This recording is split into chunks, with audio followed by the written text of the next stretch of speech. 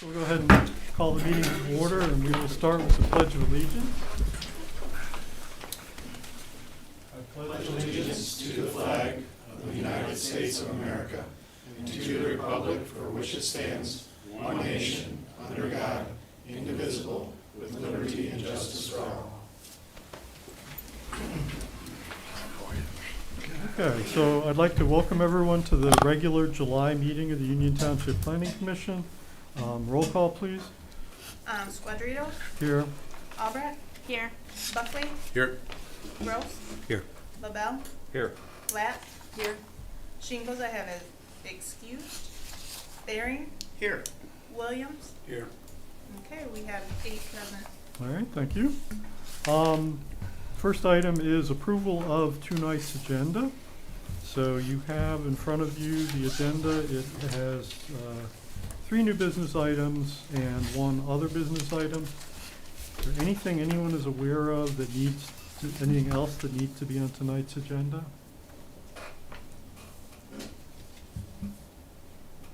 If not, I'd entertain a motion to approve the agenda as submitted.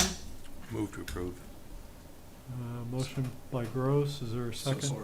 Second by Williams. Further discussion? Do we need to change the date to say 2022? Ah, good point. Yeah, let the motion include a suggestion to change the heading to, actually, yes, to 2022. Any further discussion? All in favor of approving the agenda as editorially amended, please say aye. Aye. Any opposed? Okay, so we have our agenda. Next item is approval of minutes. So we last met on June 21st, 2022. And so you have minutes of that meeting. It was pointed out to me earlier that Commissioner Lapp was listed twice, both as present and excused, which has to be one or the other, and it was the other, so that correction has already been made. Anything else on the minutes?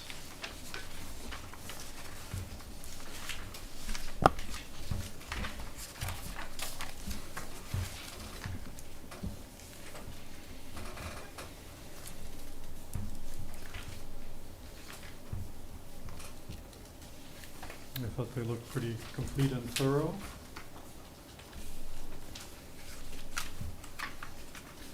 If no one has any other corrections, I'd entertain a motion to approve the minutes as amended. Move to approve. As amended. I'll second.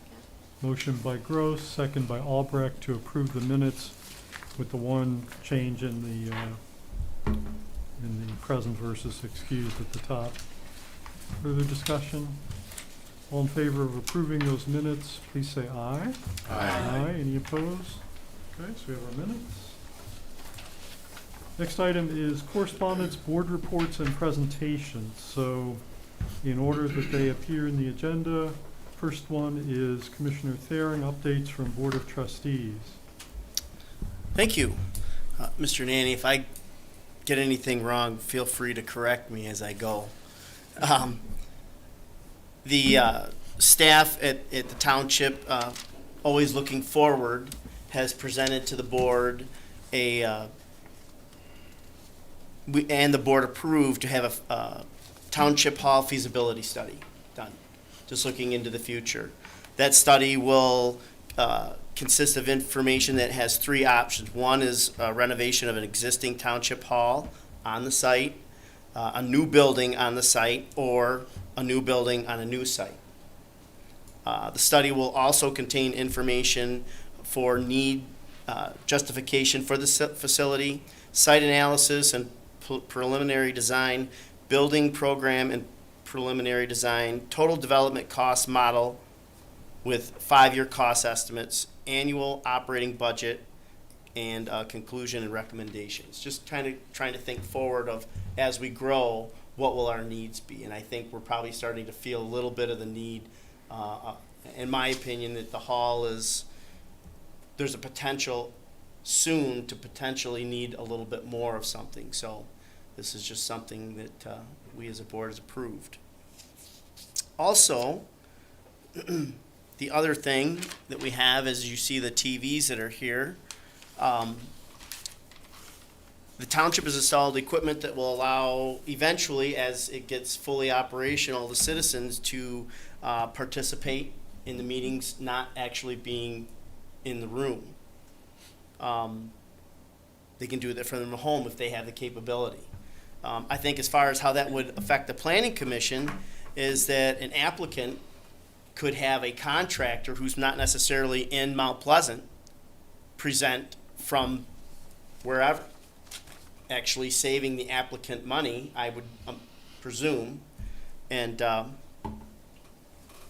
kind of much like what we saw during COVID, and we were all in different locations. So the technology to allow our citizens and to be more interactive with us, not necessarily in the room, is starting to become more of a reality. So that's, Rodney, if I've missed anything or kind of, please fill in. But that's what I have to present today. Okay. Any questions for Commissioner Thering on trustees-related issues? Okay, thank you. Next item is Buckley updates from Zoning Board of Appeals. The Zoning Board of Appeals did not meet last month, and it will not be meeting in August either. So, no news. Okay. Any questions for ZBA? All right. Next one is Shingles update from Sidewalk and Pathways. So again, I guess we'll probably defer that to August. Does anyone know if they've even met since we last met? They have not. They've not. Okay. So we'll assume that we'll catch up with them when they've had a chance to meet. Any other correspondence or reports that anyone has? Okay, if not, then we'll move on to public comment. So towards the beginning of every planning commission meeting, we have a public comment section, which is for items that are not on the agenda. So there is a public hearing tonight, so if you're here for the public hearing, that will take place after that. But this is for individuals who'd like to address the planning commission on some item that's not on tonight's agenda. And if you want to do so, we ask you to come to the podium, give us your name and address for the minutes, and limit your comments to 3 minutes. So the initial public comments open at 7:07.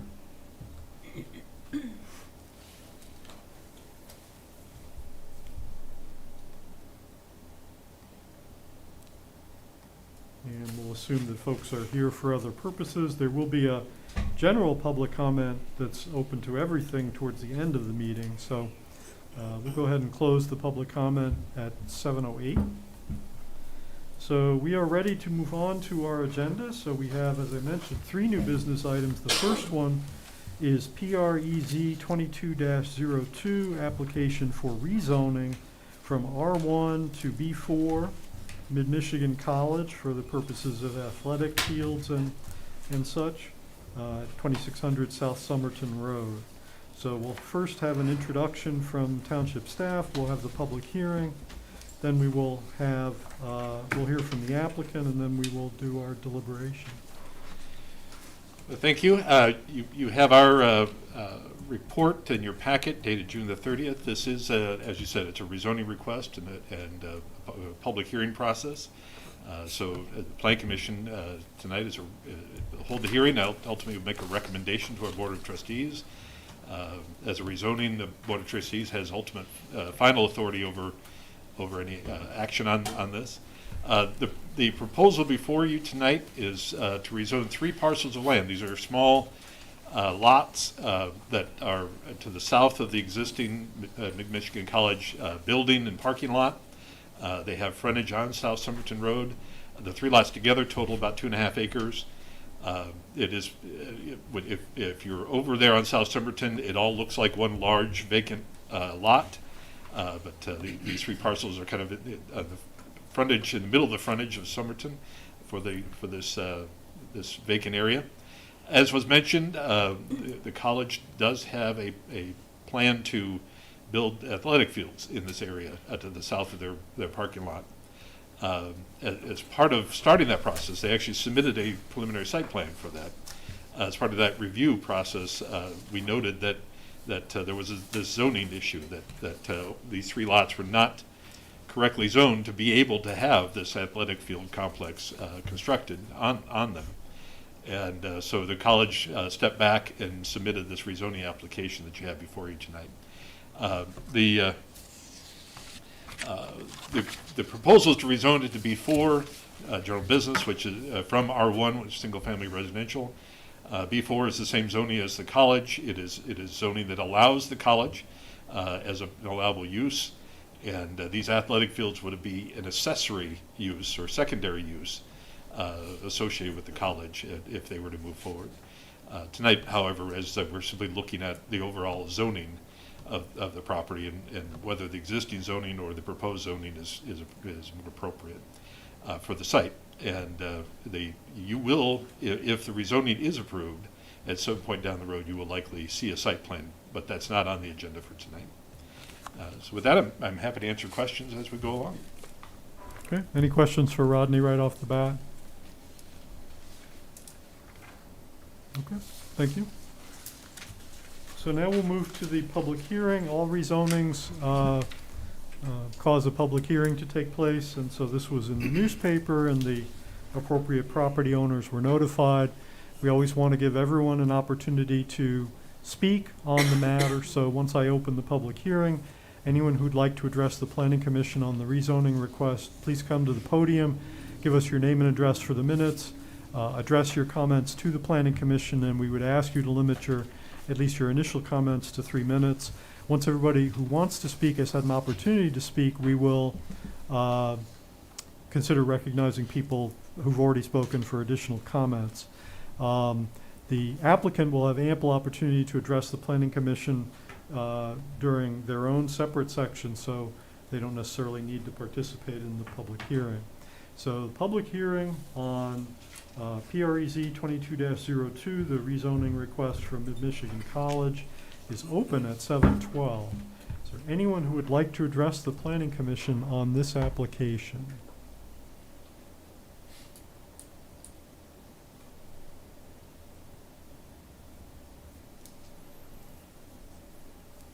Were any phone calls or written requests written communications received on this matter?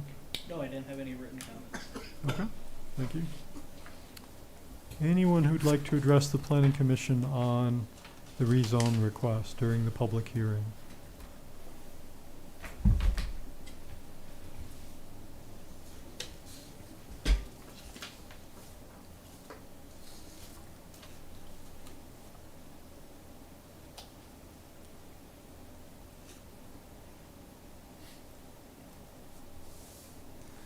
We always go slow, make sure shy people have an opportunity to gather up their strength. Also listen for screeching tires outside, people running late.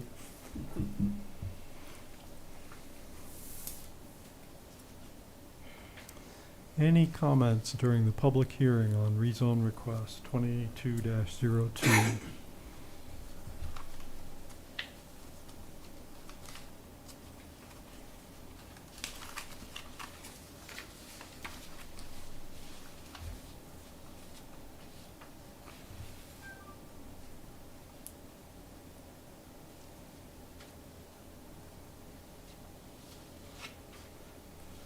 Okay, well, as always, if someone does come in the next few moments who wants to speak, we'll do our best to give them that opportunity, but let the record show that no comments were offered during the public hearing.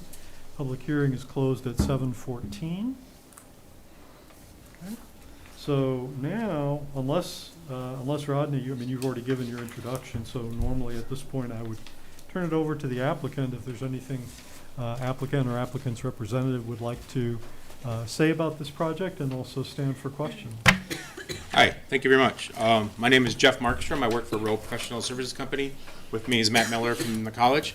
As mentioned in the report and by Mr. Nanny, we, on behalf of the college, we're looking at rezoning 3 residential properties that are on all front Somerton Road from the R1 to the B4, G4? B4 district, sorry about that. It would make the whole parcel that the college has all one continuous zoning. As mentioned, we're looking at some improvements at the college, athletic fields, some buildings that we need to have the proper zoning in order to be able to move forward with the site plan and all that stuff.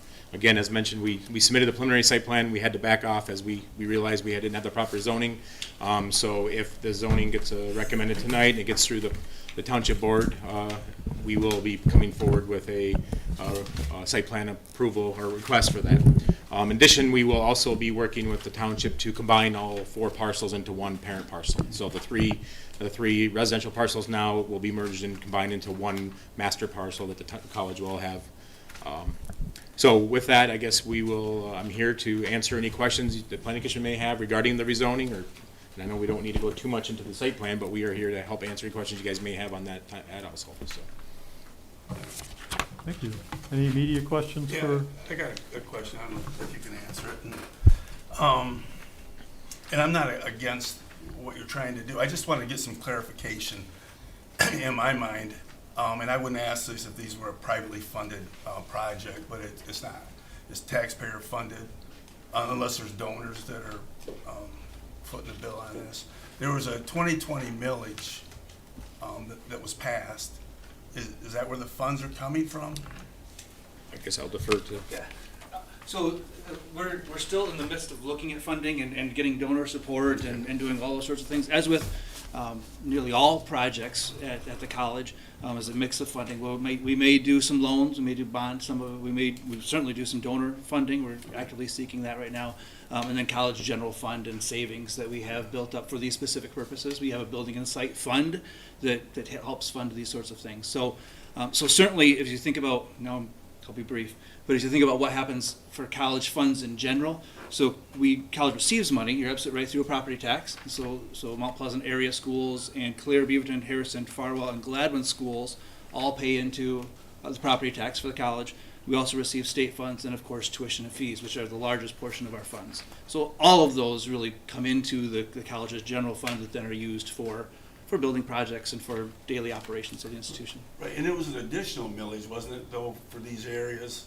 No, so Because what when you happened? look at your property tax statement, there clearly says Mid-Michigan College. Right, now it does. So what happened back in May, since 1965, Clare, Beaverton, Harrison, Farwell, and Gladwin school districts have been part of the college district. What happened there is that Mount Pleasant Public Schools, the residents in Mount Pleasant Public Schools voted to be annexed into the college district. So just those residents are now part of the college's district, and they're paying a property tax to the college for its operations. And that was at the current college millage. There was no increase in the millage. It was just an addition into the college's district. Okay. Does that make sense? Yeah, well, it does. Yeah. My thing was, in 2020, you guys had said that revenues were unstable. Correct. Yeah. Yep. And Still the case. Yep. Okay, and then all of a sudden now, 2 years later, you got an athletic, Yeah. complex project. Yep. That's why I just wondered if that money Oh, was I see. allocated No. from there, because it wasn't stipulated that it was. Correct. No, that annexed, the portion that was annexed to Mount Pleasant became just part of the normal college's district. And, it's just general operations. The two aren't related in any way. We've had athletics at the institution for the past 12, 11 years. Right. Baseball and softball are new. The athletic facilities we're talking about are baseball and softball fields. Mhm. So those are new. This is going into our 4th year now of baseball, softball. Mhm. So we've been planning for this for a while. Right now we're using Shepherd High School's fields, and so this has just been something Right. we've been planning on Right. for a And while. I really don't have a problem with No, that. no, those are I good think- questions, the process. Yep. Kind of strikes me sometimes as odd. Timing is weird, isn't it? Yes, and But they're the not related. annexation thing where you're telling people you're getting a discount, your student gets a discount, but Yep. every person is paying, a pretty good millage for what percent of households do you think in this area have children that attend Mid-Michigan? I mean, Yeah, it's. You know what I'm saying? I don't have the number off the top of my Yeah, head, that's but fine. Isabella County itself is the largest group. When we look at the students at mid by county, Isabella County makes up about a third of our student body.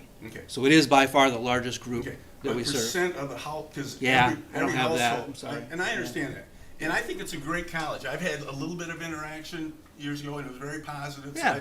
I'm not trying to sit here and tell you, Yeah, you know, no. how to run your business or anything. I just kind of advocating for the taxpayers that are seeing, especially the businesses that have a Sure. pretty big chunk on that property tax. For a college that says revenues are unstable, and this had to have been in the work, I mean, this wasn't done last week, and all of a sudden, we're doing an athletic complex. Yep. So, you know, that's why I was wondering where that, if it came from that millage, you didn't Yeah, stipulate that. nope, and it's not. Okay. Nope, these are separate, very separate pieces. The annexation and the millage and all that are things that we've been working on for years and planning, just like athletics, Yeah. but along separate Yeah. and not even parallel paths. And I understand this is not Yeah. a $10 million project, or Yeah. you're putting a baseball, softball, Yeah. and a 10,000 square foot building, I think. Yeah. Yep. I just, my thoughts are, are we being cautious about when you're asking for people for money, are you Yeah. really Yeah. being straightforward with where it's gonna go? I will say, and just I don't need to go too far into the site plan necessarily, but I will say as a quick side note, because to that point, that as soon as we started talking about this, and Rodney and I had some of these discussions too, as soon as we started talking about this, actually Rodney got me on the CVB board to attend a meeting there, talk about recreation stuff. There's been a lot of community support and community interest in these kinds of things because it brings people to the community. It puts heads in beds for the CVB. It does a lot of things that as a community we want to do to kind of grow what we're doing.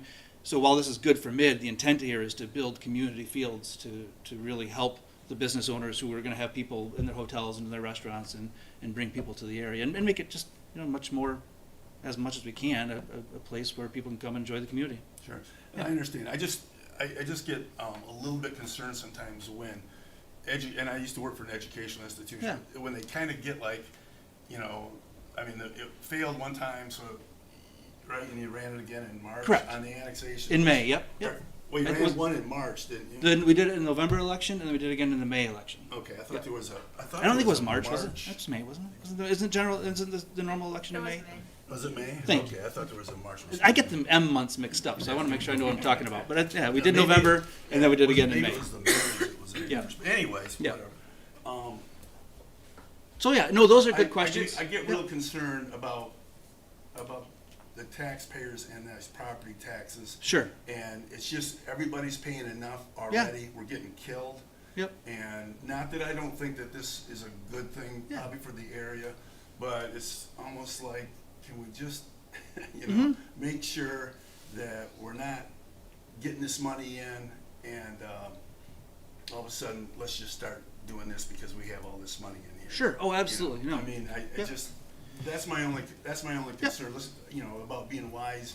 And I'm not saying this isn't, but it certainly wasn't, that's why I was asking, if it was part of Yeah. that millage, because it certainly wasn't stipulated. Correct. If you voted yes for that millage, that it was gonna Yeah. go for And the this two, project. you're exactly Yeah, right. Two totally- unrelated. Yep. Totally unrelated, Yep. okay. Yep.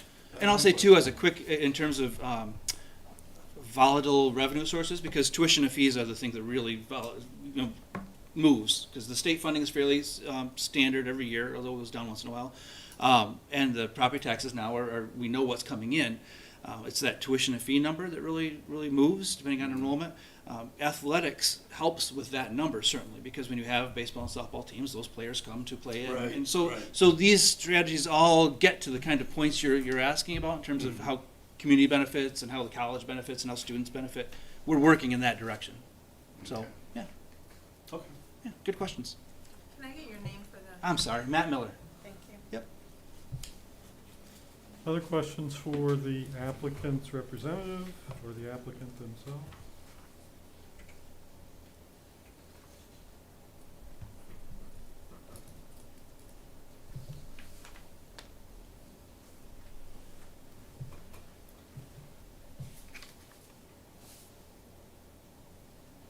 Rodney, you said that the property directly to the south is already zoned B4?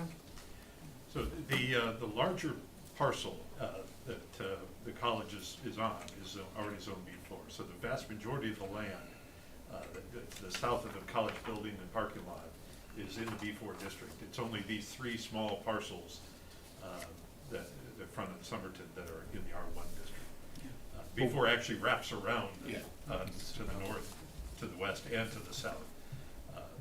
So they're essentially an island of R1 surrounded by the B4 district. Yeah, so Yeah, if you're going south on Somerton, then the property that's just to the south of these little lots is already B4. Right, yeah. How far in? All the way in, or Yeah. just?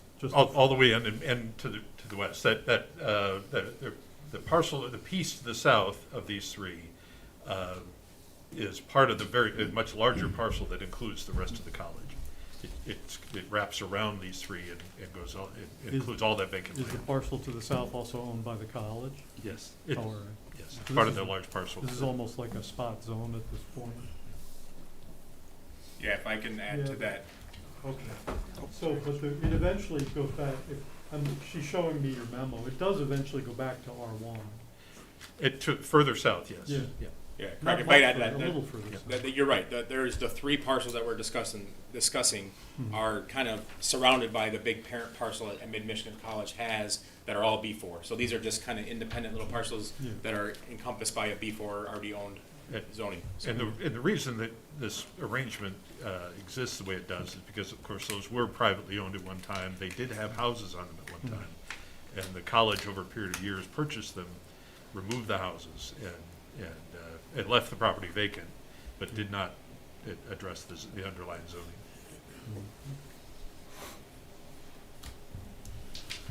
Questions, comments? I'll start with a comment. I would say that I've worked in higher education for over 20 years, and I certainly share the concern about higher education, spending the money wisely, particularly because it directly affects my employment. That said, I don't think it's within this board's purview to question the source of funds on a project, on the creation of the project. We don't ask business owners how they're paying for their projects, nor should we. Is that really within our purview to question that? If the funds are available for them, they're asking for a rezoning, I think we rezone it, or don't rezone it based on the merit of the project. I'm curious, Rodney, and this is probably just my ignorance, but when we look at a zoning map of Central Michigan University, it's all whited out. There's no zoning within that. There's no ordinance that governs that within that. How does that differ in this situation? The question I'm getting at, not that I think that you guys are going to do this, but if we rezone to B4 and suddenly the plan changes to, I don't think it's going to change to, hey, we're going to put in a McDonald's and a coffee house instead. Once we rezone, what governs, and is it different for mid versus CMU for some reason in terms of how inside the borders, how that works? Well, first of all, I can't tell you right offhand what the city zoning map says Okay. for CMU, because the CMU is entirely within the city of Mount Pleasant boundaries. Yeah. Where we show CMU as white, it's simply because it's within the CMU, the city boundaries. Yeah. And so it's I've not had part those of our conversations in the past where there's a constant dialogue back and forth because the university they don't require the city's permission to do it, but they want to work together. So it's, that sort of thing. So you do have an absolutely valid question. Whenever you're looking at a rezoning, you're looking at all the potential activities in the current district and all the potential activities in the proposed district. There is a valid concern in that regard that if these properties were rezoned to B4, it would be available for any of the potential uses allowed in the B4 general business district. It happens, as our zoning ordinance is currently situated, that the B4 is the district that for this purpose and in relation to the college is the best fit to allow the types of activities the college already has and that they are proposing to have with their athletic fields. We don't have a recreational district or public recreational district. It's actually something that it's on my list to talk about as part of updating our master plans, perhaps consider establishing a district like that. Because I think there's value in it for exactly the reasons you're expressing. But for right now, the B4 district is the district that most closely matches what the master plan says this area should be and most closely matches the activities of the college. And it's really just a thought experiment because, right next door it is B4 and there's a use by right in B4 anyway, so it's not as though that would really change the character of the area if a decision was made to do something on a existing B4. So, but I was just curious as to what that looked like, how that worked out. So,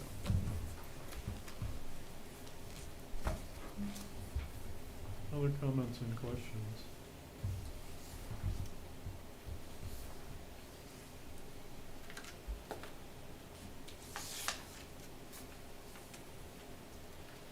Okay, well, it doesn't seem like people have questions, so you're welcome to have a seat.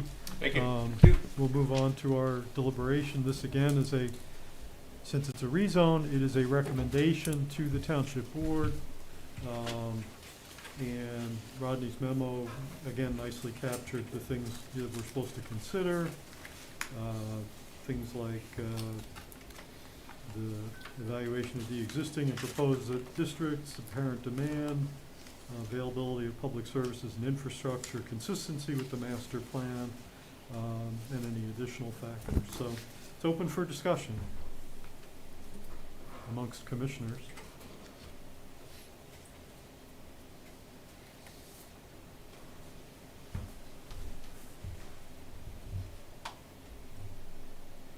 This makes sense to me.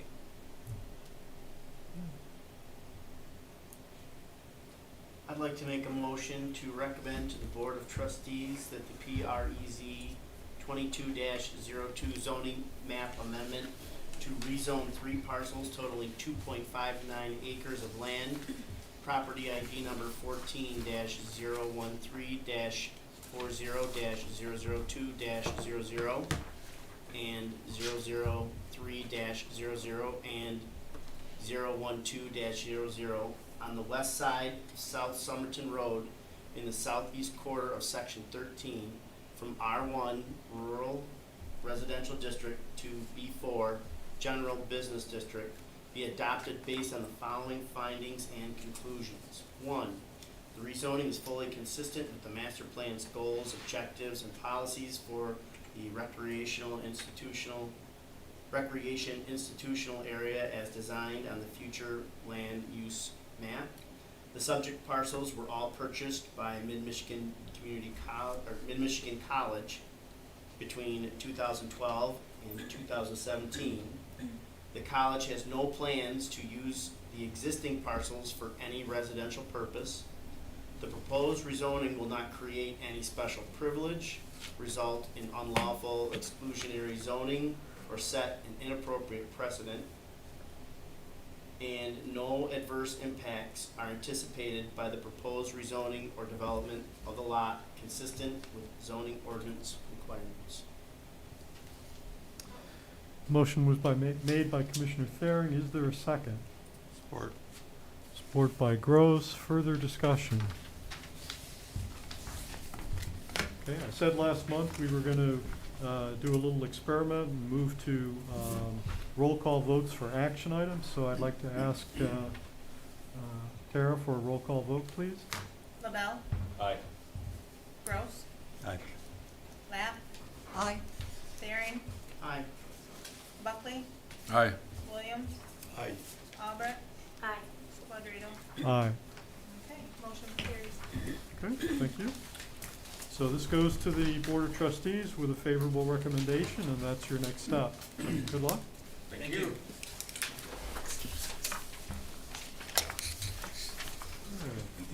Next item is final site plan review for PSPR 22-09. So we previously approved the preliminary site plan. This is for the new AT&T cell phone tower, 5450 South Mission Road, Fullerton Engineering. So again, I'll turn it over to Rodney for an introduction, then we will hear from the applicant, and we will look at the plan. All right. Well, thank you very much. You do have the final site plan before you. You have our report, which is dated July 7th. In reviewing this report, we were looking, first of all, did they meet the requirements or conditions of the special use permit that was approved? And we did find, as we noted at the first page of our report, that they have satisfied the conditions for the special use permit approval. Beyond that, we were then looking at the site plan details, and as you can see in our report, we found that overall that the project is in good order.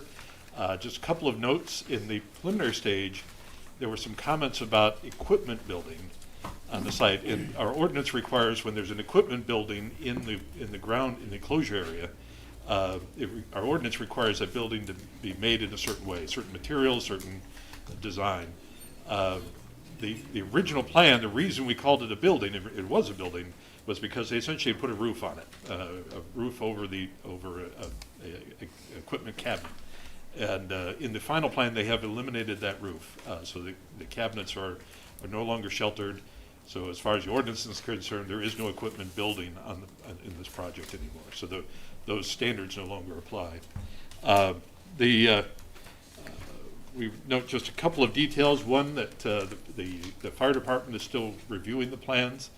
And so we've included a proposed condition, essentially, that they address the fire department's needs prior to getting a building permit. This is very common for this kind of a detail to take place prior to getting the building permit issued. In the same way, the applicant noted that they are still working on some of the security removal and security related information that our ordinance requires. So that again is something we can easily address before they receive a building permit, and so we've included that item also on the list as a condition for final site plan approval. So with those two items, those two administrative details, we're pleased to recommend this project for approval this evening, and I'm happy to answer any questions you may have. Okay. Any questions for Rodney at the moment? Do we ever require a bond for, if we end up having to demolish or tear down the towers? We can require guarantees. The challenge is always with tracking that information, and with ensuring that we have an amount that actually can allow us to actually do the work. These towers, this is vertical real estate. This is no different than building an office building that's leased out or apartment building that's leased out. And so it is not something that's going to be standing for 5 years and then taken down. So we do require an agreement, and we require some details, but we want to keep it into a realm that we can work with. We do have requirements in the ordinance, if a tower is abandoned, that we can require that tower to be removed and can take court action if necessary to get it removed. Okay. I just know places that have done that. And I think I'm sorry. I'm sorry. No, I just the question, if it changes hands, does that agreement transfer with? It does, yes.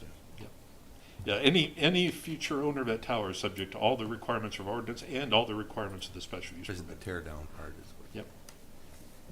And I think we discussed it last time, I just don't remember.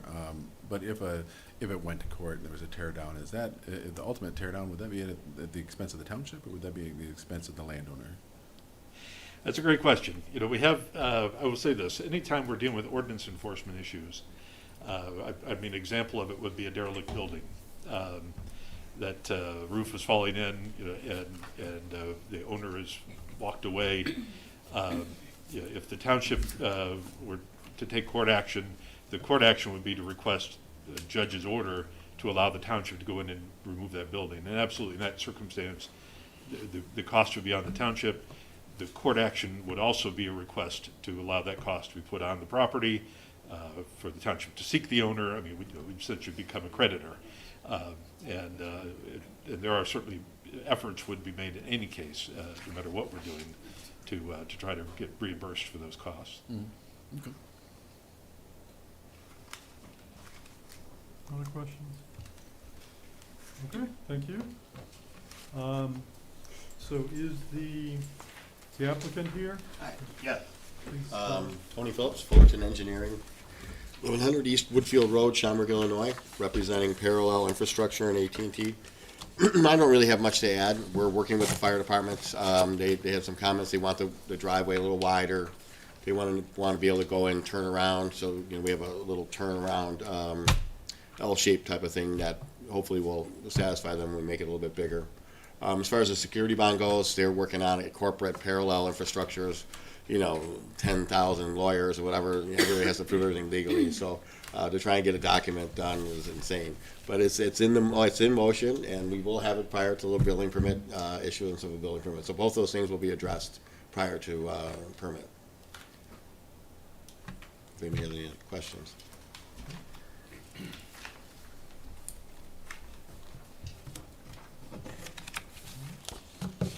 we may or may not have more questions, but Okay. thanks. So this is before us. We've seen it before. This is the final one. It's open for comment and discussion. And of course, if anyone has questions, they're welcome to, any commissioners have questions, they're welcome to ask them.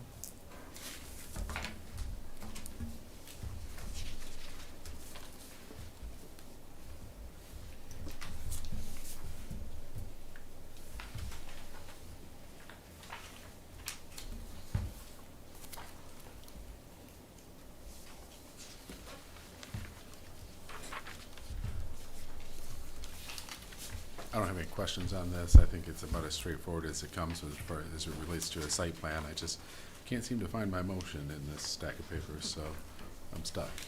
Very good. What's that? It's at the very end. Oh, it's in Page 97 of the packet. Oh, Yeah, it's on okay, there. now I've got it. All right. You can use I mine. could do- yeah.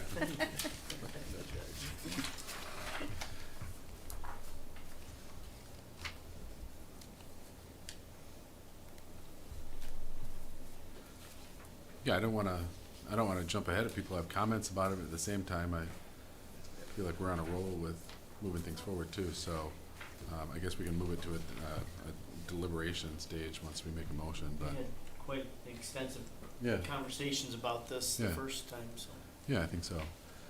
So I would make a motion to approve, the PSPR 22-09 final site plan dated at June 20th, 2022 for a new wireless communications facility at 5450 South Mission Road, PID 14-034-20-00-005-00 in the northeast corner of Section 34 and in the B4 General Business Zoning District, finding that it fully complies with the requirements for a wireless communications facility found in Section 5.5 of the zoning ordinance. Oh, I'm sorry. I just read the first one. I did want to approve with the conditions. I do want the fire department to get their final approval. Does it read different in the? You can just add subject to I'm the gonna- following conditions. I'll add, subject to the following conditions. Applicant should provide all documentation required by section 5.5.E.4 security to the zoning administrator for review and acceptance prior to the issuance of a building permit for this project. And number 2, applicant shall provide documentation of compliance with all requirements of the Mount Pleasant Fire Department's approval for this project to the zoning administrator prior to issuance of a building permit for this project. Support. Okay, so the motion was made by Buckley to approve the final site plan with conditions, finding that it can comply with the requirements with the 2 conditions. Second was by Daring. Further discussion? Okay, I'll ask- For the record, for the notes, he said fully complies, we're changing it to can comply with the requirements. Correct. Yeah, we're using just the text from the Okay. second one. Yep. Gotcha. So if there's no further discussion, I'll ask for a roll call vote, please.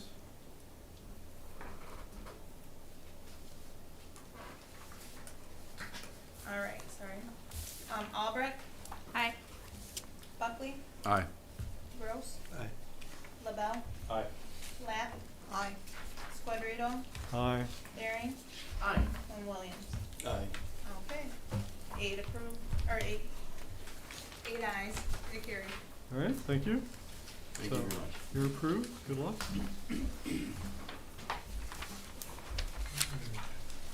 The third new business item is PSPR 22-10. This is a preliminary site application. Michael Engineering Expansion, 5625 Venture Way.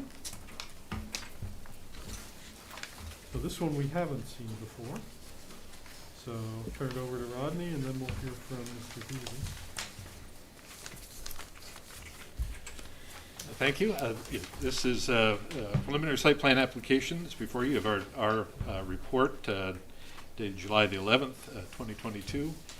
This is for 2 additions, essentially, or 2-part addition to an existing office building, an industrial building.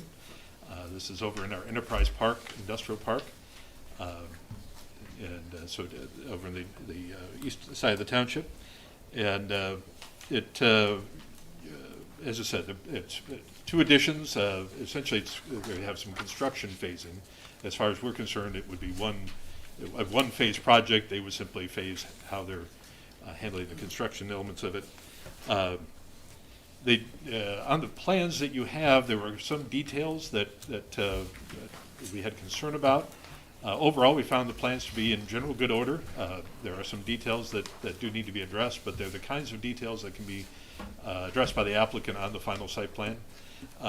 Two items that we noted: one, they showed the sidewalk.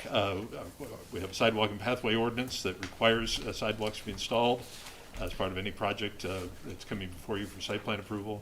They did show sidewalks around this property, which is a corner lot, and they did show one internal sidewalk connector going into the lot. However, they did also ask for temporary relief from sidewalk construction. And as we note in our report, unfortunately, they first of all, they chose a reason for that that is in our policy, the 2018 policy for sidewalk temporary relief from construction, but it is actually an option that does not apply to this project. It applies basically to projects that are on section line roads, and this is not on a section line road, so it really doesn't fit. There is another option, and we noted in our report, if they wish to come back to you as part of the final site plan or revised site plan and ask for relief under the fact that this is in the industrial district, which is one of the other criteria, they could do that. However, we would not recommend that relief be granted. This is a part of our East Downtown Development Authority district, and it is in an area where the East Downtown Development Authority district maintains sidewalks, and where there's an active effort to make connections in and through neighborhoods, and also to connect businesses in the community. So this is an area where these sidewalks would be a valuable addition to that network, and there's a high expectation that there would be additional connections through to complete that network. So with that in mind, we're not recommending that a temporary relief be granted for any reason, but they do have the option to come back before you and propose that relief as part of the final site plan if they choose. They also were looking at asking essentially for relief. In this case, the ordinance calls it a modification related to parking and loading area paving. They were proposing to have the parking, expanded parking and the loading areas be gravel. I do understand why that's a desirable choice from numbers perspectives, and I'm sure they'll be able to share with you the reasons why. Our ordinance, though, is specific. It does not give the Planning Commission the ability to grant that modification for this particular industrial district or this particular type of commercial industrial user. As we saw just recently with the project for Heirloom Grove, with the agritourism activity, in that case, the ordinance is specific, and it actually gave you, the section on agritourism gave you the ability to allow gravel parking. It said right in the ordinance that you could approve that. In this case, the ordinance is specific in that it does not give you that ability to approve gravel parking for this activity. So with those thoughts in mind, we are recommending this project for approval of the preliminary site plan. We did include basically some findings and conditions related to those changes that need to be made. But overall, we found the plan to be in very good order. So with that, I'm happy to answer questions as we go along. Okay, thank you. Any questions immediately for Rodney? So it doesn't appear that there's any sidewalks anywhere on Venture or Northway, is that correct? There are not currently sidewalks on Venture Way or Northway Drive, that's correct. Okay, but you're recommending that we don't do a temporary waiver? There are sidewalks in nearby on Somerton, on Broadway, and on Pickard. There are sidewalks in the area, and as I said, this is in an area where not only is the township actively pursuing sidewalks connecting neighborhoods together and such. We actually have some East EDA projects where we're adding sidewalks. We've required sidewalks on other projects, including, for example, the Consumers Energy City Gate project, where there was absolutely no users of that site, yet they installed about 125 feet of sidewalk because we required it of them, in this case on Somerton Road.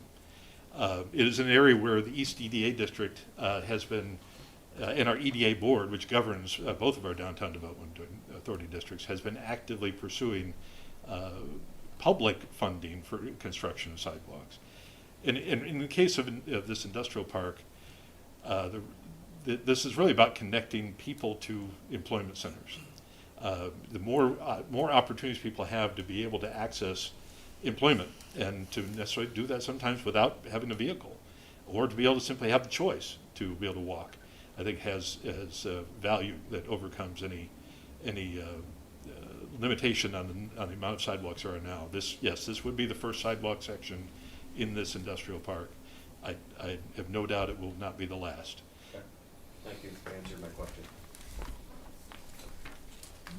Other questions for Rodney? All right, thank you.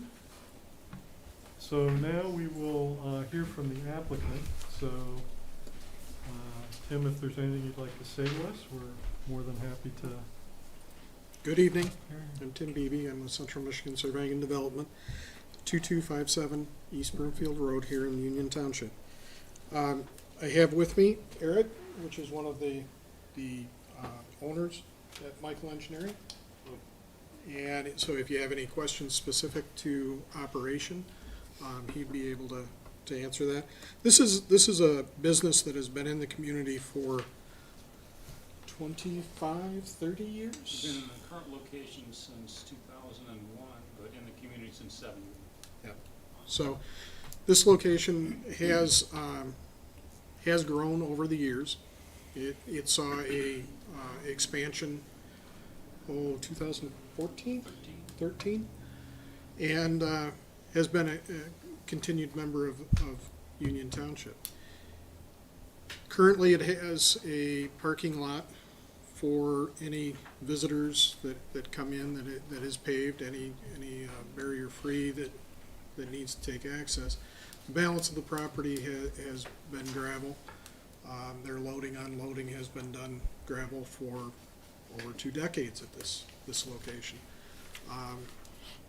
Your ordinance, and I understand that you don't have the right to overrule your ordinance, but it is major cost when you're looking at taking a site that has functioned for over 20 years and has not had an issue, and now is going to be required to put in paving the entire parking area, required to put concrete in for its loading, unloading areas, even though it hasn't been needed. So, but it would comply with the ordinance that way. So, this is an industrial park that was developed 35 years ago. It's not one of the newer areas. We talk about connecting neighborhoods together. There really isn't much of any neighborhood walking path here. The type of businesses that you're seeing in the industrial park, most of the areas are already developed. Most of the lots are already developed, and this isn't the type of business that someone walks down to. So we will be asking for a waiver, or not a waiver, but a temporary relief of the sidewalks, and I'll go into depth on how far sidewalks are away, what vacant parcels are available that would be coming in for site plans. Understandably, if somebody's coming in for a renovation of a site, they have to come in and see for a site plan. But it's probably going to be quite some time before you'll see sidewalks all the way through. In the past, I've asked the township to consider very similar to my site, where I agreed to put sidewalks in, but I will literally have the sidewalk that goes nowhere. It's going to be 100 feet of sidewalk or 110 feet of sidewalk, and probably not see a sidewalk connect to it in my lifetime, unless there's a road project that maybe will go. I think it would be a good idea for the township to have funds where if you're doing a site plan, you're required, it goes into an escrow account, and sidewalks are put where they're needed. I wouldn't have a problem taking the funds that I'm gonna have to put in for my sidewalk and put it into a fund where a sidewalk would be a benefit. Sooner or later, somebody else will pay for mine.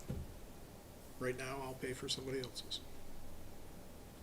So, but anyway, if you do have any questions, site plan related, I'm happy to take care of them.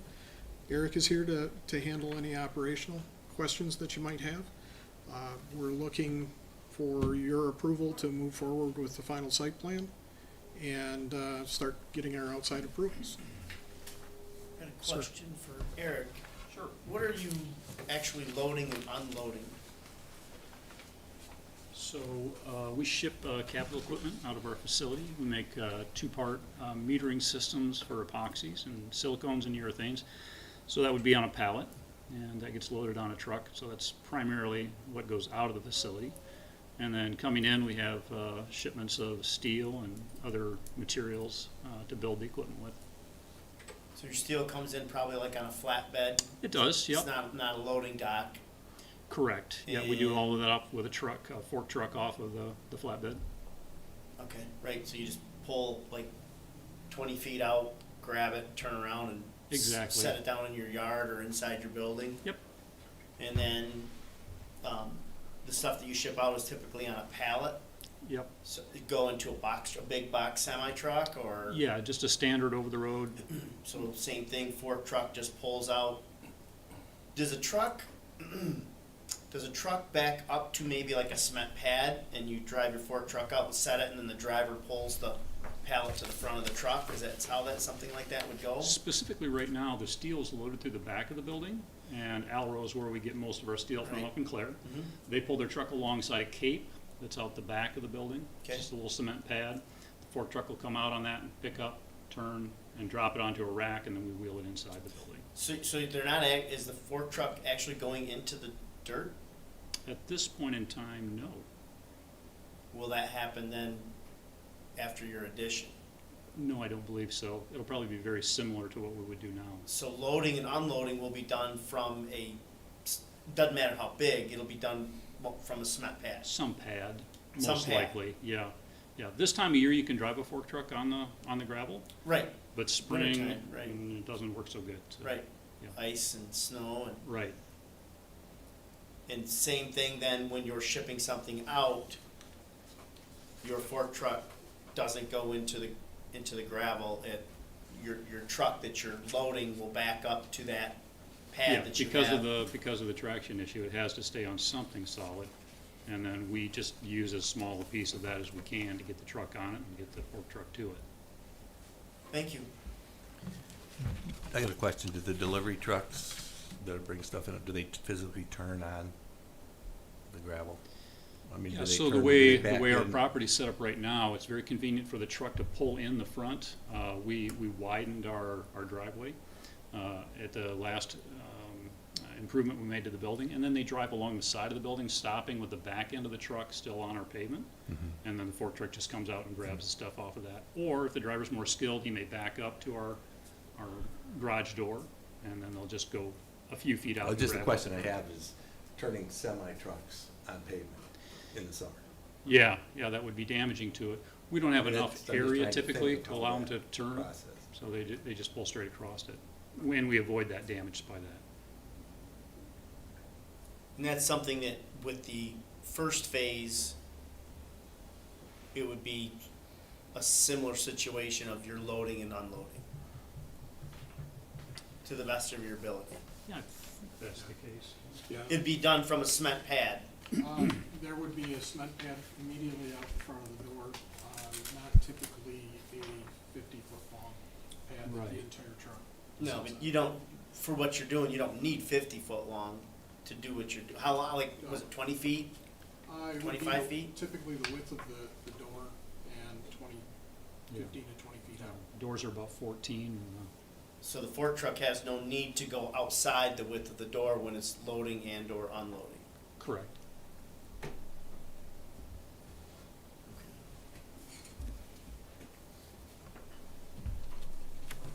Thanks. All right.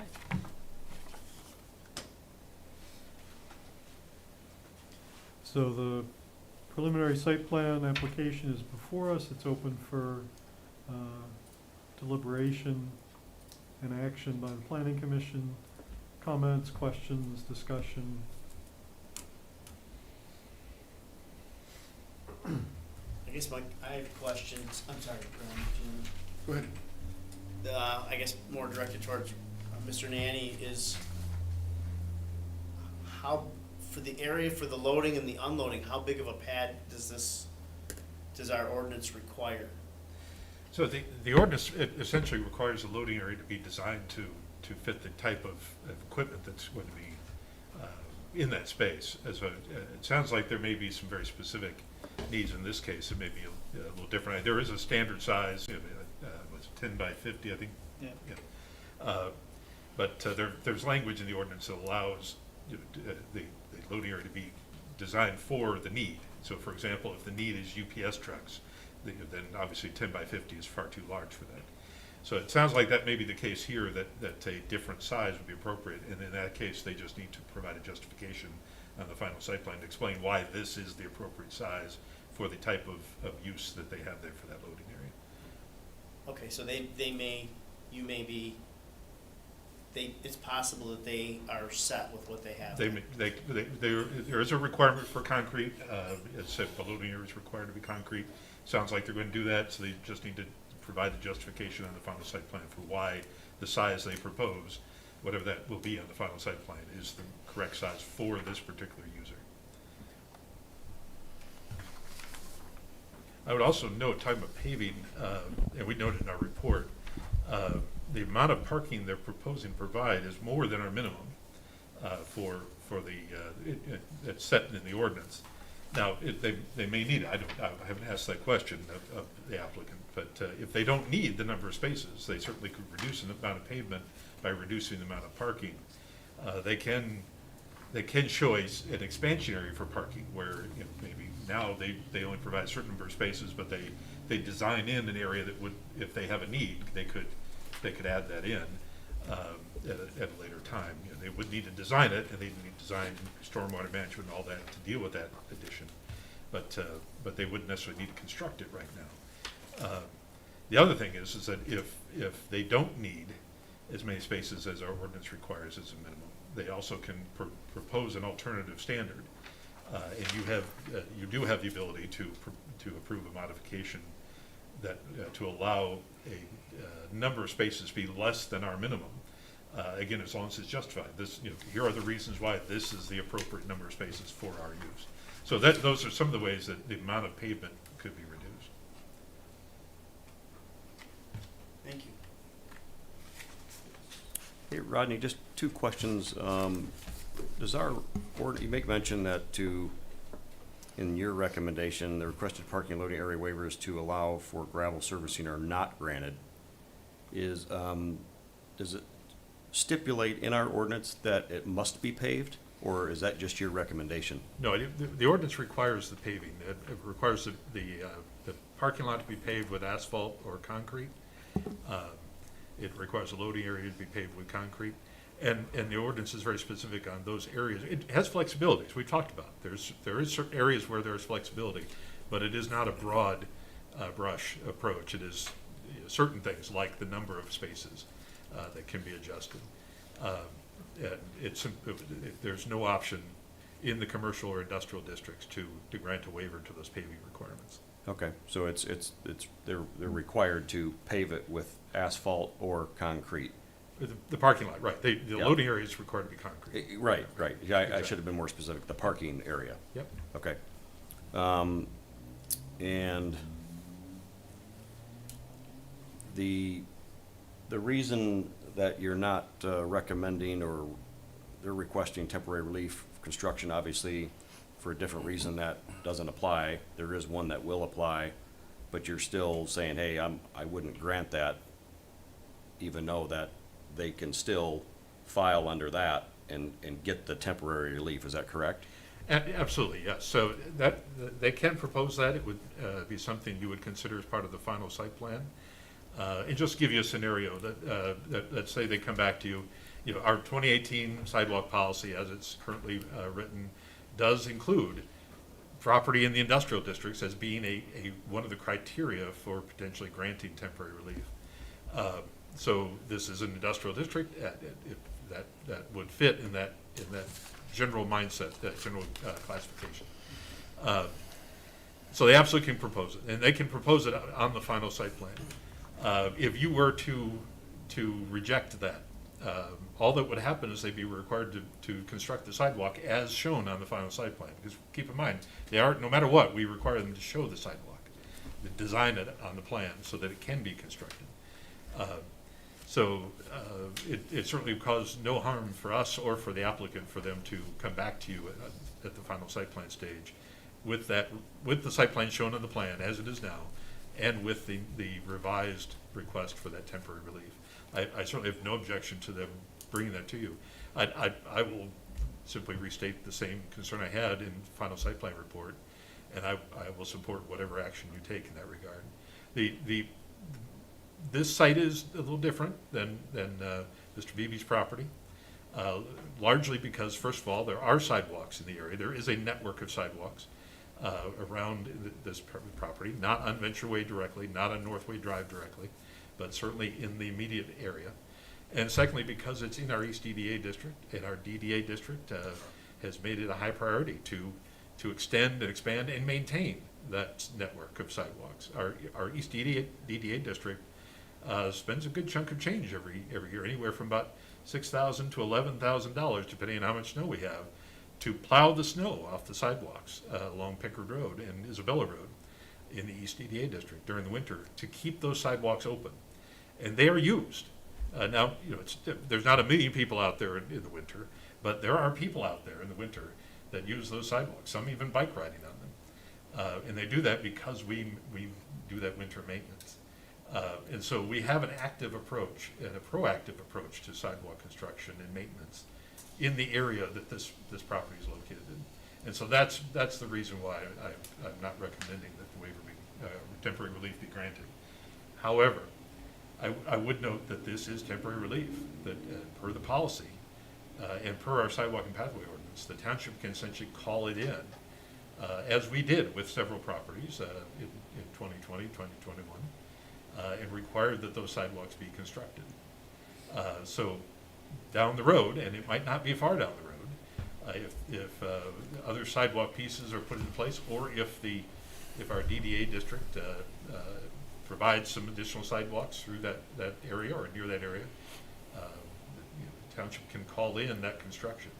So it's something that, if you were to grant the temporary relief, that certainly would not cause great harm. It's just that it may not be for a long period of time. It may truly be temporary. And that's not the case with most of the times that you grant a temporary relief. Normally when you grant a temporary relief, there's a recognition that it could be several decades before sidewalks would get to that property. Sure. That's not the case here. And so I think that's something I'm completely happy to have them come back to you and make their case and let you consider that as and decide as you wish as part of the final site plan. Yeah, and just clarification, and maybe I misheard what you had said. So if they clearly will meet one of those temporary relief qualifications, but I thought you made mention that we could still reject that. Is that correct? Absolutely. Yes, absolutely.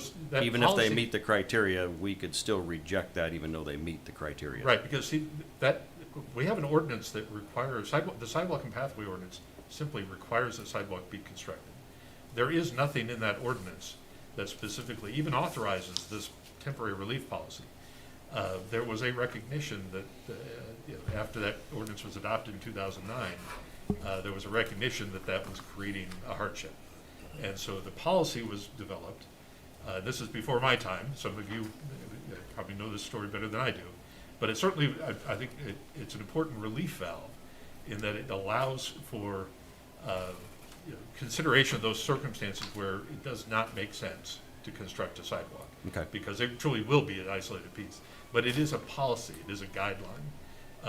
It is not a case like the zoning ordinance where it's a thou shalt. It essentially is a you may.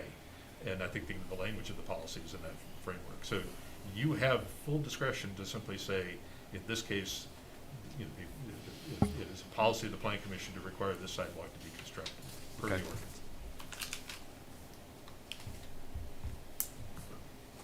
Okay.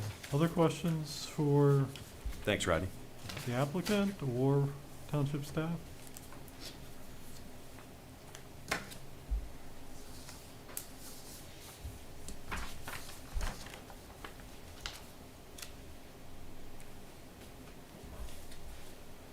I don't have any additional questions. I just have an observation that I bring up from time to time, and for people that have been on the commission for a while, they've heard me say it before. The planning commission is here to plan our community, and we have requirements and expectations when we watch our community evolve and grow, and we set those and we institutionalize those in ordinance. And so it's very easy for any applicant to get up, and in the interest of saving money, it's easy to get up and say, hey, well, I don't think this applies and I want to save some money. However, we have very few triggers that require, that can prompt the evolution of our community outside of new site plans, whether it's renovation or a new building. And so I would fully expect that we're going to be asked to waive those requirements whenever possible, and I think that within reason, I think it makes sense to do so. However, if I'm buying a house that hasn't changed hands in 30 years, I will expect my property taxes to jump dramatically. And the reason that hasn't changed is because it's been 30 years since something has changed with the property. So I am not in support providing much relief in the way of requesting that applicants adhere to the ordinance that we've established. We've spent a lot of thoughtful deliberation in the development of that ordinance and rationale for why that is. We can have a separate conversation, I think, about the Sidewalks and Pathways Committee and how that was created and what those flaws are. I don't think we need to hash that out in this particular meeting. But I do hear time and time again about the pathway to nowhere. And we always start from zero again because we do not ever take the first step of requiring somebody to build a sidewalk.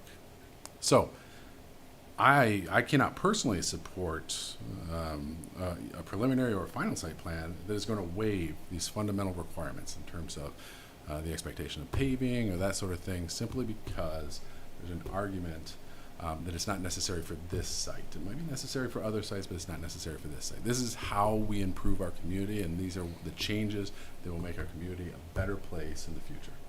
And that's just my take on it.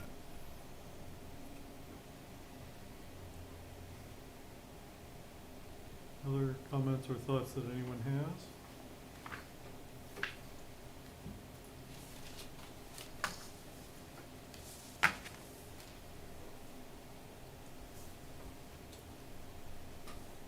No, we can't have a motion. This is a preliminary site plan, so we're definitely gonna see it again.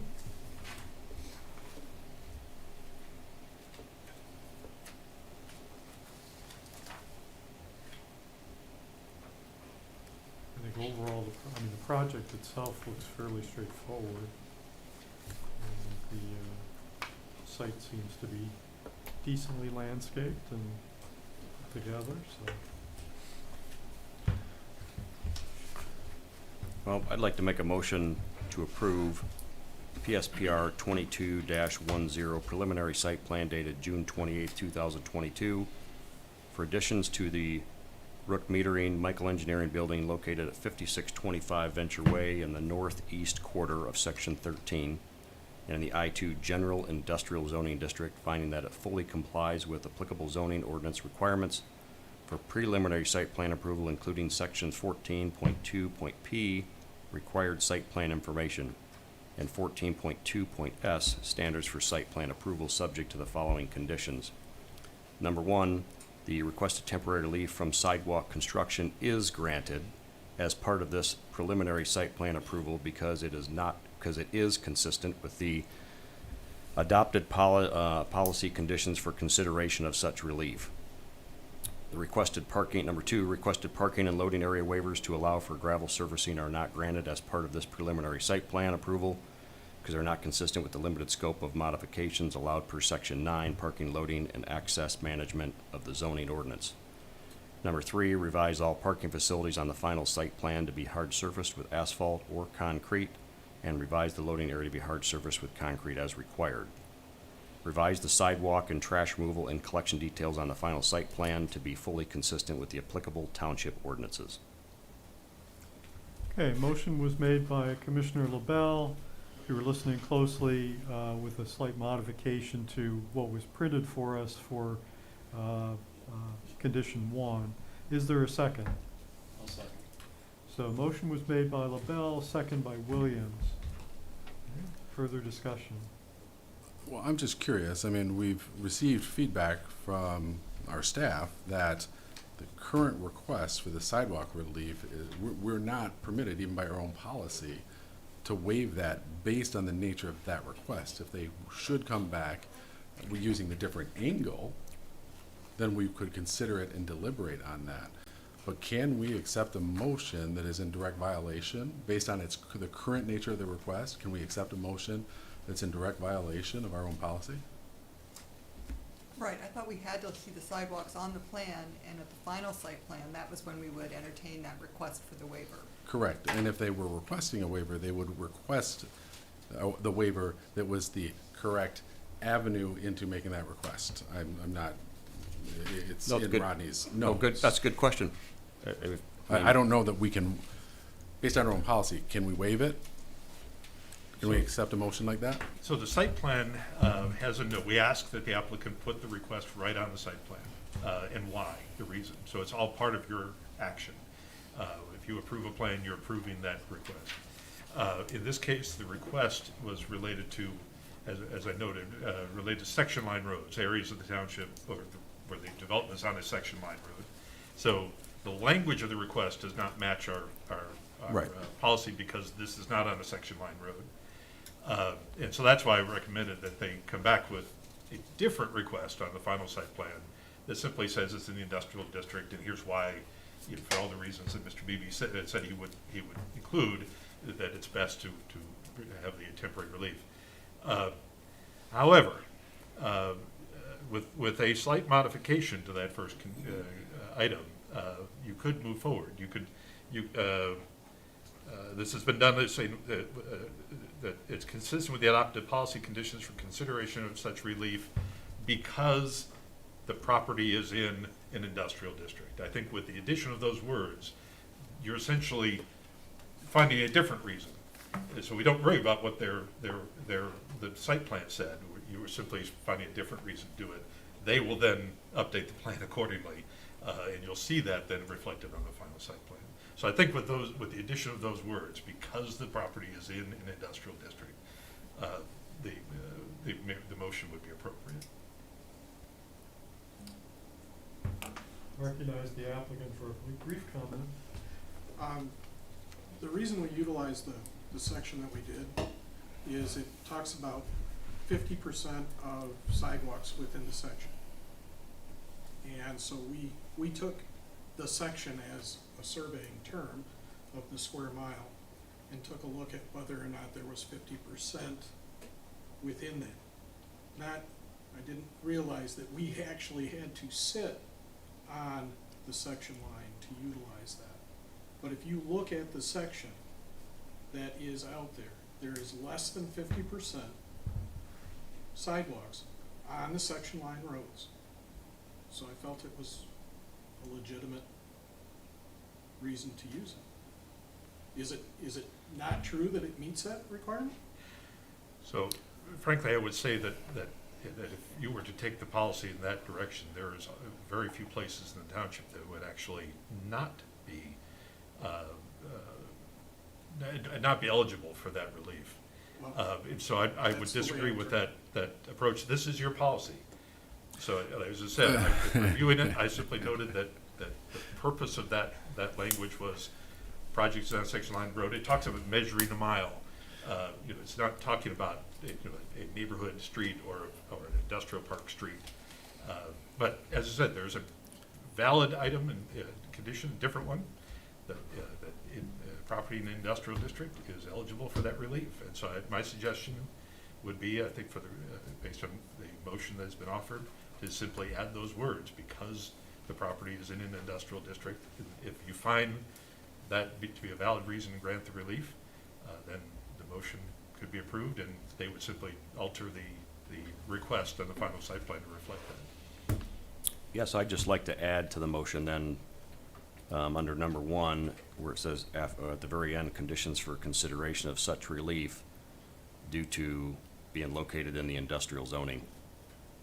Would that suffice, Rodney? Mm-hmm. Okay, thank you. But thanks for raising that. It's a good point. Okay, so, so you have the motion before us, which includes and just to clarify one more time, if this temporary relief is granted, the township can call it in at any time, is that correct? That is correct. Could it call, I mean, it would be maybe a little weird, but could it Including call it in tomorrow? effectively immediately? Well, first of all, we're not going to do that. The sidewalk and pathway ordinance says that sidewalks must be constructed, period. Yeah. As I said, we have this policy to try to help smooth things out a little better. So in a practical sense, the relief would be called in if there are projects that are planned for that area, or if that area becomes identified as a high priority. For example, the policy could be altered to say that industrial districts are a high priority for sidewalk construction, just as certain designated streets are identified that way. As part of our master plan update, we may identify that. And in fact, that's where I think I would recommend we look at this and kind of bring this policy into our planning, and then obviously we amend the ordinance kind of to work with that. But so there are, I think the only reason it would be called in is if there are other projects that are coming into play where we're connecting through, and that piece needs to be done. Yeah. But we're not hamstringing ourselves we're not prevented from doing that if those conditions arise. That's correct. I mean, I would have been more comfortable, I think, with punting until the final site plan review. I thought that's kind of what we were set up to do, but, I really just struggle, and this is, as a point of clarification, you say that the sidewalks and pathways policy is our policy. It's on paper, it's our policy. In reality, the Planning Commission had no input in crafting that policy. It was crafted by a subcommittee that went to the Board of Trustees for approval. I've made it very clear that I have deep reservations about the way it's constructed, because applicants time and time again skirt the responsibility of constructing sidewalks by virtue of the language that's encompassed in our own policy. And we throw out waivers like it's Halloween candy. So I have strong opinions about this one, but we can take that up in the master planning process as well. One thing we're not doing though is we're not forgiving them for that. We actually have an avenue, agree or disagree. Maybe in the past it was kind of like, no, you don't have to do it, there's no need. At least now we have monies coming in a way of saying, like Rodney said, in 12 months from now, a neighboring business comes in and it making some changes that requires a sidewalk. Unfortunately, they're going to get a knock on the door saying, it's your time now. We have two businesses in the area. But we're also going to get a request from that new applicant to waive sidewalks because there's no sidewalks that exist. It's possible, but then I personally would say, well, hey, we've got two neighboring, that's going to cover quite a bit of ground. To me, it would make more sense. As long as the monies were coming in, as long as the township has the opportunity. Which monies are coming in? I believe, don't they have to start? There's no So monies. if we give them a waiver, No. so if you called them tomorrow, I'm sorry, I Yeah. was under the impression that the waiver, they had to put something in. There is no guarantee for this. It's simply that it's required of them because it's part of it's on their site plan. Okay, And the ordinance requires it. And Rodney, I thought there was some avenue for them to start. that's what Mr. Beebe had suggested. That's not our current ordinance. That's not our current policy. Rodney, when you talk about calling in waivers that we've currently called in, from the point at which we call in those waivers to the point at which they're constructed, have 100% of the waivers we've called in been constructed? No, we have a couple of cases that we have struggled to get. One is a condominium association where the original relief was granted to a developer who is no longer in the picture. And now the condominium association is obligated. They, as with any condominium association, it's a challenge to get them all, herd them all in the same direction. We did have 2 cases that businesses along Remus Road, M20, in the West DDA district, where the relief was granted in part because they would have been required to install sidewalks off their property because they were on a corner lot, and under the requirements of, in this case, MDOT requirements, they would have had to install a sidewalk ramp on the opposite side of the street. And they were granted relief out of the recognition that we really should not be requiring off-site improvements as part of this project. In this case, both were in the West DDA district. Ultimately, the West DDA is decided to complete the sidewalks through there. Some sections were completed privately, including a very large section completed by the Road Commission when they rebuilt their building. But in fact, if you go over in East Remus Road right now, you'll see the West DDA's project getting underway. And so when we ask to call in a waiver, and we go to the applicant or to the property owner, whether it's the property owner that we gave the waiver to or it's the new property owner that owns the business that was sold, when we tell them to do that and they say no, what is our course of action? Well, we simply pursue them through the process. Right now, it's been informal. We ultimately can enforce the site plan. The site plan is part of our zoning ordinance, and so we can ultimately enforce our site plan through court action if necessary. So we have not taken that action so far. So should somebody say no, our course of action is to spend taxpayer dollars to take them to court. It would be, yeah. Okay. Yeah. That's how our waiver system works right now. So we do have, I will say this, that in our zoning ordinance, we have provisions for a performance guarantee, where an applicant can be required to deposit funds to guarantee certain improvements will be made. We used it for the Dollar General store on East Pickard Road because they could not get certain things. There were certain fencing, light fixtures that were back ordered, supply chain issues. It was not the right time of year for landscaping improvements. So they provided the performance guarantee that covered a significant amount of upgrades that they were going to make to that site that simply weren't ready when the building was ready to be opened. I don't recall the numbers right offhand, but it was a large amount of money. And that amount of money was based on the estimated cost to do that final work. We held those funds until just recently when they completed the last of them. They installed the decorative light fixtures and put up the fencing that came in.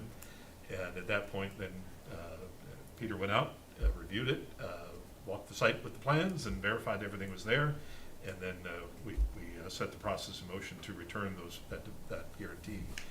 The challenge we have here is that sidewalks are not part of our zoning ordinance. And this policy is not even part of our zoning ordinance. And so I would not recommend that we pursue a performance guarantee for sidewalks as part of temporary relief. We don't have a mechanism that ties those together right now. Well, we could. I think that's something we can look at as part of an ordinance update. But and when we do review our ordinance update at some point, I would be very much supportive of some sort of fund or bank in which somebody can pay into it, and then we can prioritize how those dollars are spent based on where we feel the pathways or sidewalks are most needed. I am a little curious as to why somebody would be comfortable in paying into that bank and not building a sidewalk when it still costs them money as opposed to simply building the sidewalk. Dollar out is dollar out. But if that's something that would be more appealing to developers in town to be able to pay into a fund and then let the township prioritize where it goes, I'm open to that conversation. We just don't have that mechanism in place, so making the suggestion is kind of hollow. And I appreciate that. I will say that I appreciate Mr. Beebe's comments on that, and the idea that somebody else will pay for his sidewalk at a future time is an interesting thought. In effect, though, if the township receives money in lieu of construction of the sidewalk on that property, essentially what's happening is the township is taking on the obligation, the liability, to construct that sidewalk at some future date. It won't be somebody else, some other developer. It will be the township that will come in and construct it. And so we are essentially, by accepting payment in lieu of, we are essentially obligating a future township administration to construct that sidewalk, perhaps at a far higher cost Right. than right now. So there are some activities for which a payment in lieu of kind of format can work. It's been used for landscaping on occasion, where there's simply no place to plant the required 3 trees for whatever reason on that particular site due to easements or utilities or something. And so payment in lieu of to allow those trees to be planted on a township property nearby, that's reasonable. It's quick and easy, and it's because they could not do it on their property. That's usually how that's handled. In this kind of a case, I would not want to obligate the township, even if it does give us some money to do some work somewhere else. The township, we are very fortunate. Union Township is greatly blessed that we have stable funding. We are, it's not exorbitant. We're very careful and prudent, but we do have resources to be able to take care of things. We are not struggling in finances or having to pinch pennies into flat nothing. So I don't think we're in a position really where that kind of a bank would be helpful in the long run. But I think there are. I'm not I think there are advocating. I mean, I'm opportunities. only saying that I'm open to ideas for how we fund things.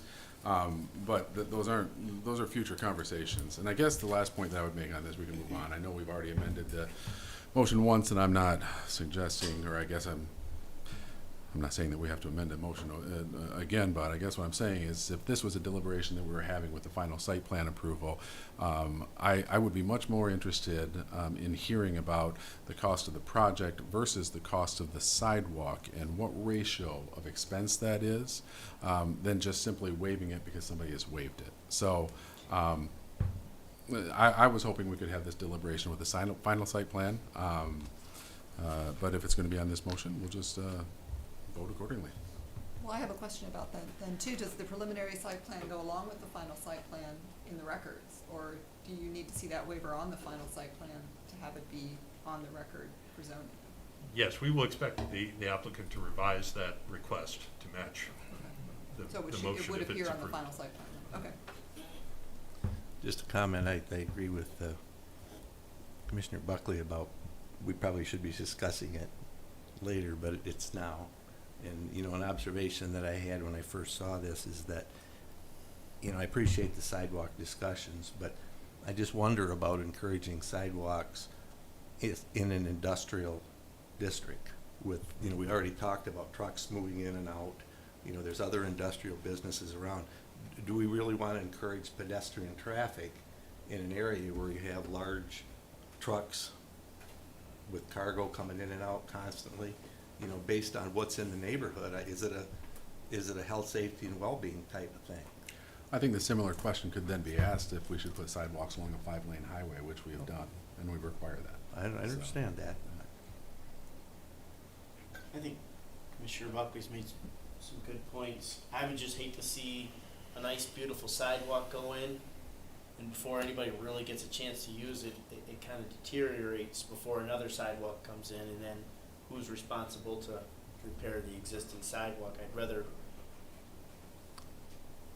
call it in, I guess, if you will. I think that if you interview city planners across the country, they will tell that if you build a sidewalk, humans will find a way to use it. That's their typical I mindset. believe you're right. Yeah. Who's responsible for the snow removal? Awful. Because you were saying the DDA does Picker, didn't you earlier? So would the landowner or be responsible for snow removal? So the landlord is responsible for snow removal on sidewalks, just as any of us that have sidewalks in front of our house are responsible for it. In the East EDA district, our EDA board, which governs it, made the decision quite some time ago to support pedestrian and bicycle use all season by plowing those sidewalks and maintaining them in the winter. So they're plowed and salted by a contractor. And they plow and salt the sidewalks along Pickard Road and along the portion of Isabella that have sidewalks right now. For example, the new section that Consumers Energy put where, since you turns the corner on Somerton, this winter they will also be doing that section. So they do the sections that are interconnected in that space. We have sidewalks going into the West EDA district. There, as I said, construction started this week on those both sides of Remus Road from Bradley Street west to Lincoln.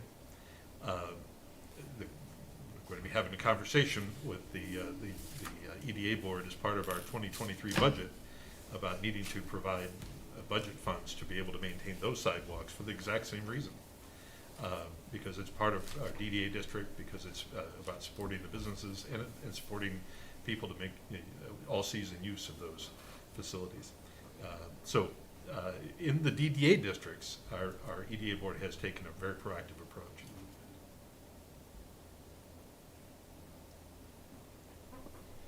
Along Pickard, just east of Lincoln here, where this starts, just the city limits, like, that's not part of the... No, our East EDA starts at Packard, or just a little east of Packard Street, so just a little east of Crapo Ford, Graf Chevrolet, and basically extends from there out to Somerton. So it's about... These don't get plowed, so you're almost better off in the winter not even thinking you're gonna use it, because once, you know, in that section, I don't know who's responsible for it. Maybe the business owners are, but they don't do it.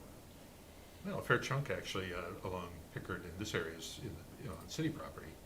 And the city is obligated to maintain it. Right, it'd be a city. Yeah. And the city has also taken a very proactive approach to this. They are doing the same thing in terms of wanting to strengthen and extend the network. In some cases, they don't have the resources to be able to plow every sidewalk, but if it's on their own property, they are obligated to plow it. All right, so we have a motion on the floor. If anyone needs a reminder, it's to approve the preliminary site plan with conditions. The first condition being to grant the requested temporary relief from sidewalk construction because the property is in an industrial zone. Any further discussion? Okay, can we have a roll call vote, please? Williams, Aye. Waring, Aye. Platt, Aye. LaBelle, Aye. Gross, Aye. Buckley, No. Albrecht, aye, Squadrito. Aye. Okay, we have 7 ayes, 1 nay. Motion carries. All right. So we'll look forward to seeing the final on that one.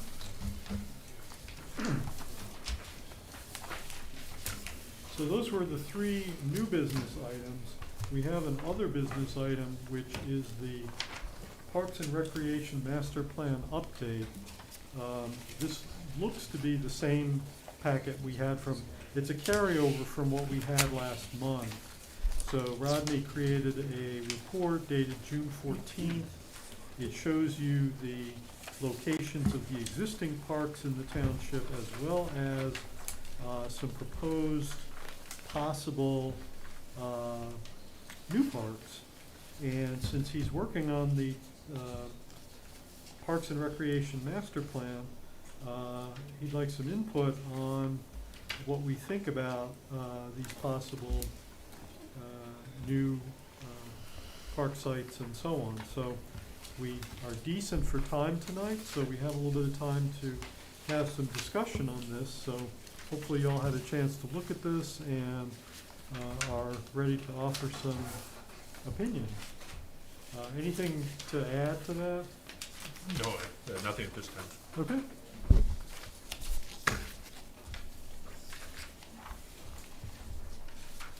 Am I correct that the, and it could be you or you, I saw something where didn't the board authorize the sidewalk through The Jonathan Lane site? That is correct, yeah, that is part, the same project that will be, is currently in the early design phase to construct sidewalks across the remainder of the township property here and over to McDonald Park, includes constructing a sidewalk across the property at 5243 Jonathan Lane.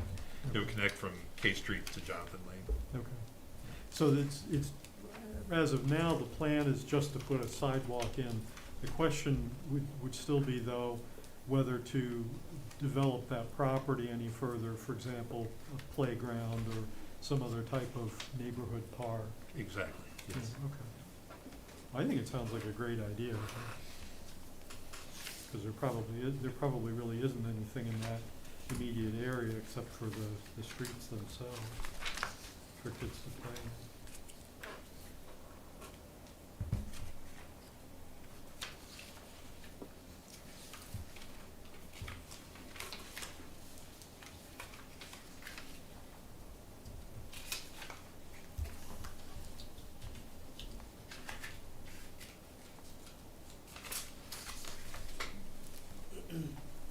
On the Park I, the Deerfield and Isabella site, is that being requested for something specific? Or is it just kind of, if we would have the funds, ultimately all the funds that we wanted, we could just make that 43 acres into anything we wanted? So it's not being requested for anything specific. It largely came about because the property owner expressed an interest. And this actually goes back a ways now. I think it was 2020, not long after we reopened, I think was when he initially came in. Older gentleman, property is largely farmed. There's some wooded acreage on it. And he just asked, how can I permanently preserve this? I want to make sure this stays. I don't want it broken up into houses. I want to preserve this property. And I talked to him about private private easements, conservation easements. And that was not really what he was looking for. He said, I said, you want to give it to some entity that will keep it that way. And so I said, are you looking for a park? You're looking for some entity to have a park there. He said, well, that could be a way to do it. Nature preserve or whatever that might be. And so I just simply mentioned to him, I said, well, it's certainly in an interesting location. It has, and the property has some interesting characteristics to it that could make it a very viable park space. So I have not talked to the gentleman lately. He did create some challenges for himself in terms of, I think it's his granddaughter or something that he put on the title for the property. So it makes it harder to be able to do something like this. But I just, like I said, I wanted to include it because it has been a conversation. And it is an interesting piece. And being pretty much almost directly across the street from the water plant makes it a site the township could actually have an eye on. That's one of the key elements for any park is you want to make sure that that there are people watching over it. Just as we watch over McDonald Park here, just as there are a number of residences and other activities around Jameson Park that people keep an eye on it. This one, the water plant being across the street would ensure that we're keeping an eye on the property. So that's why it's included. But just what maybe ask that is looking at the Deerfield and Mission site, it was referenced, it'd be suited for, and one thing is like ball diamonds. And I don't really know what the need is for ball diamonds, softball or baseball. But adding 43 acres, you could start a complex, You could, yes. of some sort. And it is, there are areas outside that are rolling, there are areas that are flat. It's very well drained property. It's suitable for a lot of things.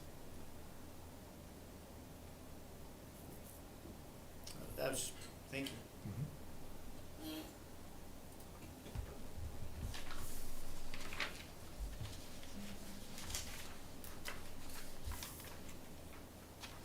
That I property is kind of in a little bit of a weird location because it's wedged in there from the main 127 and then the business 127. It's not I suppose it could be with the right trail system, but it's not, at the moment anyway, it's not really accessible, right, other than by car. You really have to, you either have to go down South Business and do the Michigan left to make the turn at Isabella, or you have to be going down Isabella. The other ones are nice because they're, like H is in a area where there are people that live, and would be accessible to pedestrians that live nearby. So when I think of the I property, I think more of some sort of, you know, some sort of nature preserve or something that, you know, you would go to that is different from anything else that we have and wouldn't, its out of the wayness wouldn't necessarily be a downside, I guess is what I'm saying.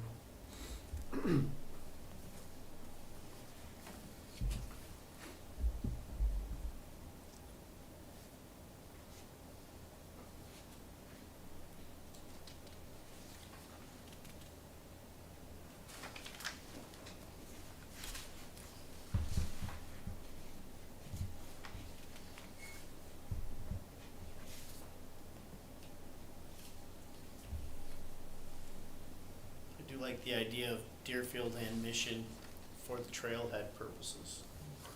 To me, that sticks out the most in my mind. You know, I would my agree if opinion, I had that's where I'm at. prioritize something Yeah. to really explore. And it doesn't, you know, there's plenty of land there, so it's not like we have to, you know, we can start with something and do it in phases, as we see the need or as we want to take on the challenge.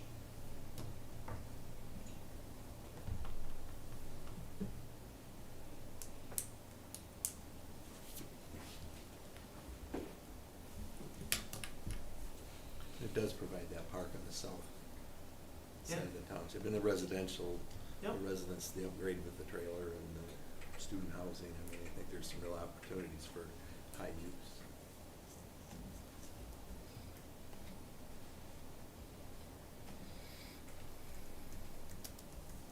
I agree.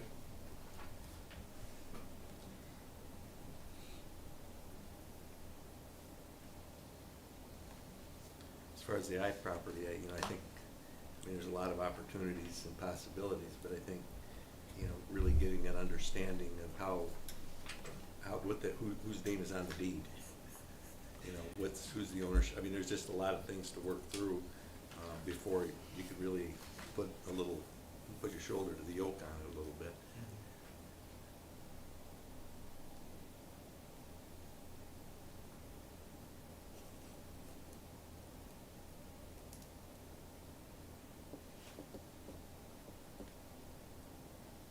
Other thoughts? Is this helpful? The discussion always is helpful, yes, absolutely. Yeah, but don't hesitate to jump in if there's other that you want from us, other input that you want from us. No, I definitely also appreciate the support for the Jonathan Lane parcel becoming a park. I think that's going to be something that will be important, both for the neighborhood, but for the township in general. And so having support to move that forward, I think would be valuable. I think it sounds great.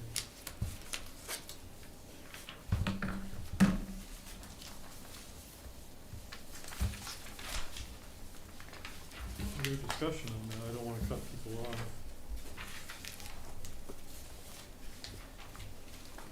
Are there any thoughts about we talked about the Chippewa River floodplain. Now, of course, this is a more general comment.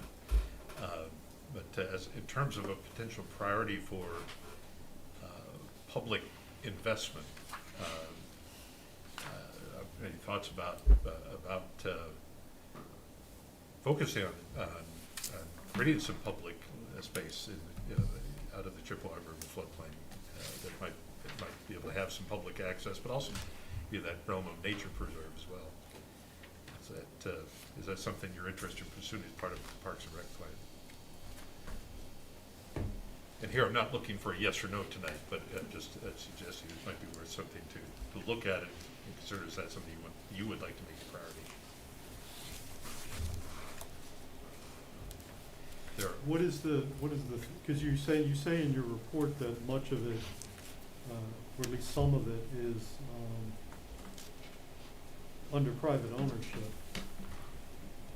And I guess the way I read it is that it may be area that is owned privately, but that is not being looked at for new development, or the development that's on there may be not ideal development because of flooding and so on. Would the vision be that the township might undertake a program or a plan to acquire some of that land? that could, yes, that could be an option if we choose to make that a priority. The area that's specifically marked D on the map, the area on the east side of Mission Road primarily, there at River Road, that you can see that large area of green. That's all floodplain, around that and under that D. The river wanders in there a good bit. It's an area that flooded extensively in 2017. It's an area, interestingly, that has some brine wells, some of the old Dow chemical brine wells. They're actually would be working. Starting right now, in fact, the process of permanently closing those wells.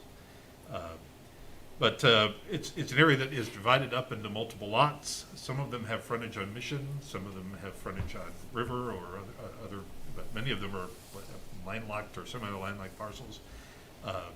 Interestingly, almost all of it is zoned industrial. And so this is a topic that's going to come up again on our master plan, because it doesn't make a whole lot of sense. If you drive along Mission right there, on the east side of the road, you'll see a car repair shop, semi-antique store. I'm trying to remember what else is there. There's a couple of kind of pole barney type buildings that are empty or look empty. It is sort of semi-industrial, semi-commercial space on the frontage. But all of that is in the floodplain. And all of it flooded in 2017, and will flood again the next time we have an experience like that. I was in one of the buildings north of River on the east side of the road. It actually looks like it's a little higher up. It is, in fact, several feet higher than most of like the auto repair place and such. I was in there, my role as community economic development director, because they were looking to find somebody to use this building, and asked me to take a look at it and share with the Middle Michigan Development Corporation the details of this building, so they could hopefully find a tenant. And while we were in there, they showed me where the water was in 2017. It was 4 feet up in this building. And it was about 8 feet up in the area where they parked cars at that time. And so, that's a circumstance that's really hard for any business to be able to take the chance on. And they have to be honest, and you can actually still see the mark in some places. They painted it in some, but there are actually some places where you can still see the watermark. So an approach by the township to bring that property into public ownership, into a nature preserve or something like that, that preserves the floodplain and removes these hazards from the floodplain, could be one of the things that we do. It wouldn't be easy, and it would not be inexpensive. The city of Midland took, I think it's about a 30-year process to get where they are now. 30 years ago, if you were down the Midlands Riverfront Park, you would have been in an industrial area. They had a railroad track running through it, and they had industrial buildings all in there, and there were houses. There was a whole neighborhood of houses, the last of which was only removed about 2015 or 16 or something like that. So they made a very proactive effort and put a lot of money, in this case they had some private money as well, into clearing all of that out, purchasing, buying out those businesses, relocating. And of course, they built the Curry golf course over there. That golf course is really just one giant floodplain. It's a giant space to hold water. They happen to be able to play golf on it when it's dry. But they've created a circumstance now where the 2020 flood that came through did relatively minimal damage downtown because there was plenty of places for that water to go in that environment, in that immediate area. So that's where I'm looking at here. Is this something we want to take on, knowing, frankly, it would be probably a multi-decade project. How many structures are on that property right now? I couldn't tell you right offhand. There are certainly several. There are 4 or 5 businesses. That I think includes the ones in Dogtown, yeah, basically. Yeah, I mean, if you're talking all of Dogtown, there's dozens. Well, I just don't know what, I look at the print of the map. Yeah, I mean, really, the floodplain I'm talking about is primarily east of Mission. There's certainly floodplain on the other side. Yeah. Some of that's already golf course, country club over there. And I don't know, in the immediate area of Dogtown, in the old village plat, I don't know how much of that is in the floodplain itself. But the east side definitely of Mission Road is. And on the east side alone, I'm sure there's a dozen structures over there at least.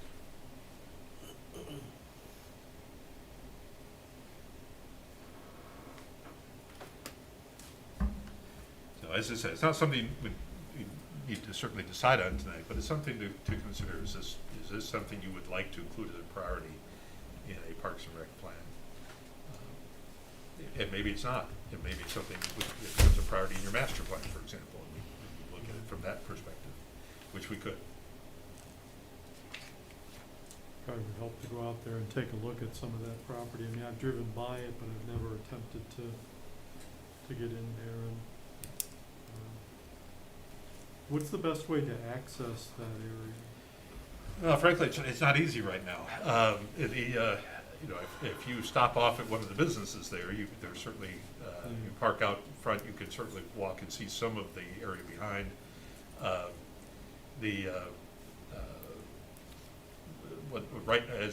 Right now, Dow is starting this process of permanently closing their brine well that's in that space in the east side of Mission, down near the river, and they are coming in off of River Road, the extension of river going east. Off of River Road on the north side is a snowmobile junkyard. And they are going to, there's an easement that goes through that junkyard and down into the river bottom. And apparently it was an old road that went down to that brine, and they are rebuilding that old road that went down to that brine well. So as that gets done, you're going to be able to see at least down through there. Whether you access it, that's entirely up to you. It's private property. But you'll see a little more that way. You could also see some pieces of this further on River Road. I certainly recommend taking a look at the aerial photo. You can get somewhat of a picture of it, because if you look at the aerial photo on the county GIS site, that was taken in the spring, so there's not a whole lot of leaves on the trees, to get a little bit of an idea of what the area looks like. In the event that the township were to begin a program of purchasing private properties, including businesses, what is the process for valuing those properties when they're essentially a swamp? Well, first of all, the process is slow and painful, because we would be, anytime the township is purchasing property, we're probably going to be buying it at market rate, and either through voluntary purchase or through eminent domain. And through eminent domain, there's rules, case law rules and state law rules that would come into effect and that determine how much we would have to pay. But frankly, if we went through eminent domain, which is a process where we can force a sale, we are going to be spending as much on the lawyers as we are on the cost of the property. This is something where I think if we were to pursue it, we'd want to pursue it through a variety of ways. For example, we would probably try to pursue it through even donations, where somebody would donate the property, because there would be a tax benefit to them, write-off benefit for donating that property. There are various options that could be pursued. I think outright, simply township general fund dollars going to that is probably the one we would look at as being the least preferable. There are also, frankly, there are land conservancies in the area that perhaps we could get involved with and partner with. So all those are implementation options or tools that we would look at if we decided that this was a priority from a policy perspective. But always first, we have to have the outcome. What do we want? You know, is this something we really want to have happen? And then from there, the rest of it is why do we want it? And then what actions are we going to take? But there's always that first step. What do we want?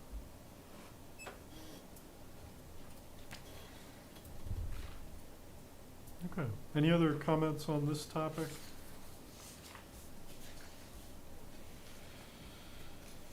So have we given you enough direction that you'll come back, we'll come back with another kind of incremental step on the master plan itself, or are we gonna bring this back for another round of discussion?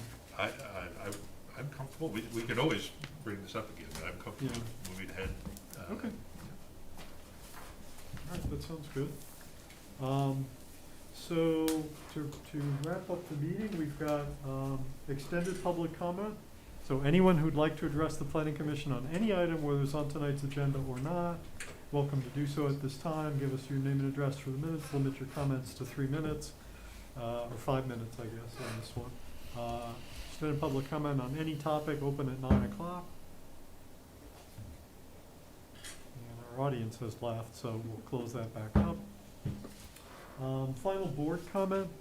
Let me just note that I sometimes get mail at the township, even though I don't have an office here. And one of them was a brochure from the Michigan Townships Association. They are offering some trainings. And one of them is actually in Mount Pleasant at the Comfort Inn on August 16th. But I just was looking at my little calendar in my wallet, and August 16th is a Tuesday, which is going to be our meeting night.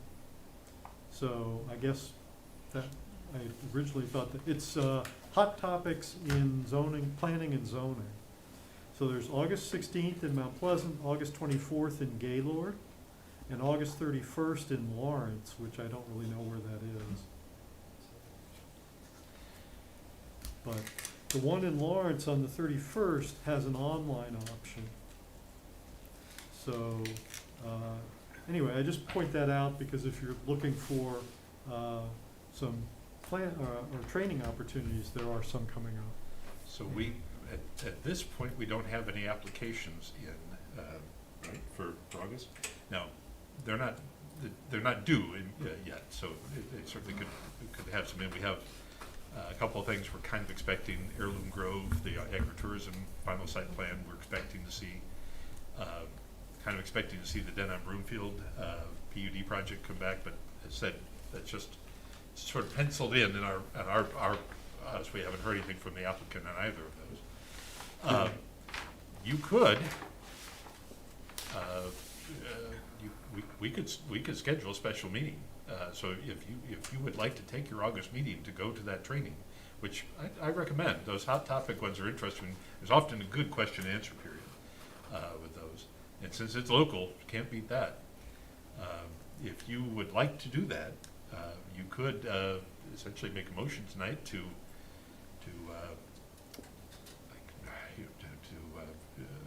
go to this training in lieu of your regular meeing, and we could then work with you to, if we have a need, to schedule a special meeting on an alternate day. So if this is something that would be interesting, have you right here in Mount Pleasant, it's great. Well, let me just ask this.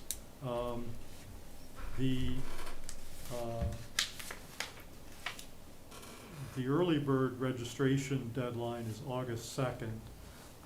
Would you know by August 2nd for sure whether there'll be a need for an August meeting or not? Well, I'm going to assume that somebody's going to apply for something. So I'm sure there'll be something for an August agenda. It does not have to be on that night. Like I said, we'll, as some of you have experienced, we've sent out, we use the doodle.com to send out a doodle poll, which basically says, here are some possible dates for a special meeting, and then everybody responds to the poll, shares what dates they could be available, and we pick the best one out of that, where the most people are available or all people are available. So we could certainly do that, but the township board has put a high priority on having the planning commission members experience training opportunities. And so having one in town, you really can't beat it. We do have, there's other training, and this one I wasn't aware of, and I apologize. Peter and I are both watching for these, and I wasn't aware of it. You hadn't heard about it either, I suppose. I mean, we do have the other training coming up is in October.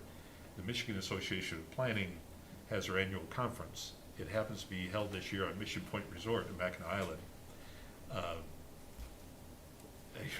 We could, I'm not sure we send the whole commission to that, but we could send a couple of commissioners if they wanted to go. I think there's budget for a couple. So there are other opportunities, but you can't beat having it right in town. And so But I'm really not wanting to, I'm not really wanting to put us in the position of having to have a separate, separate special meeting, but let's talk further about it. Okay. And maybe we can put together some polling to find out how many people would actually attend this. Because I don't think, if it's only gonna be 1 or 2 people, I don't think we should, reschedule our meeting over that. But if half of the people wanna go to this, then maybe we can consider it. I guess do you want to kind of take a straw poll this evening of interest? What are the times? 5 days. It's the class is in session from 5 to 8 p.m. They do serve food before, so the registration starts at 4. The other option would be, can we ever have a meeting that doesn't start at 7? Can it start later? Later? For a special meeting, yeah. Yeah. Well, if this thing runs from 5 to 8, could the meetings, if we were to have a short agenda, could we start a meeting at 8 or 8:15? I mean, that's getting, I don't want us to be here till, after 10 o'clock, but if it turned out we had, a couple of items that looked like they were gonna be not the long items, then. We certainly can. Yeah, we just have to set it as a special meeting because of the time, but we could do that.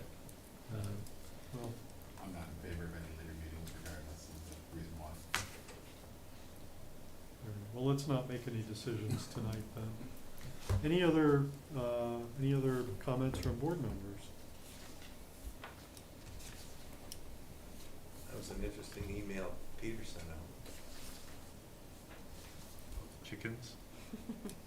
Oh, yeah. Wouldn't that be a city? Isn't that a city issue? No, it's township. It's township. Yep.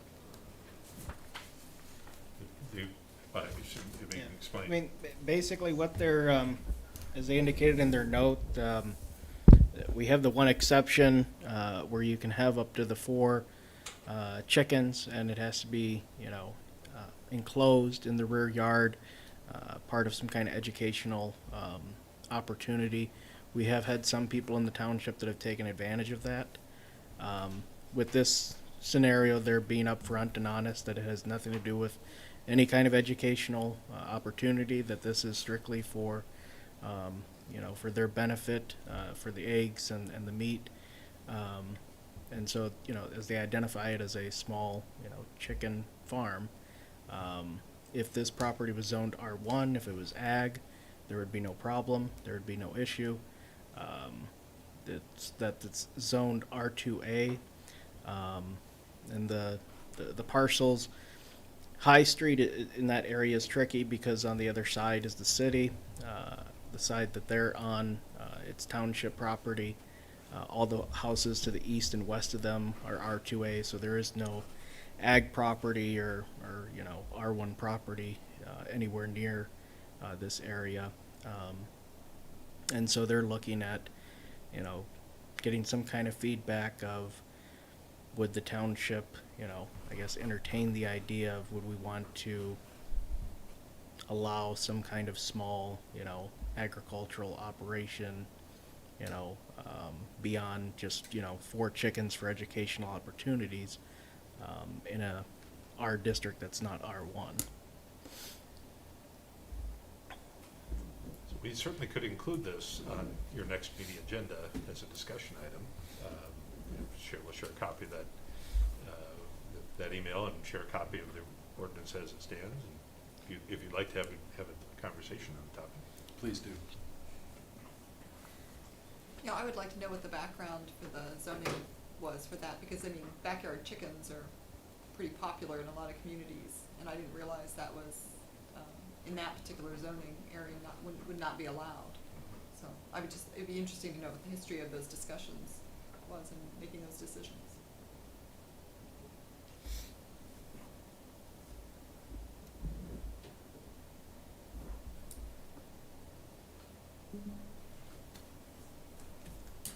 If you do put something together, a little, well, either the aerial or a map of the site would be helpful as well, with the surrounding properties.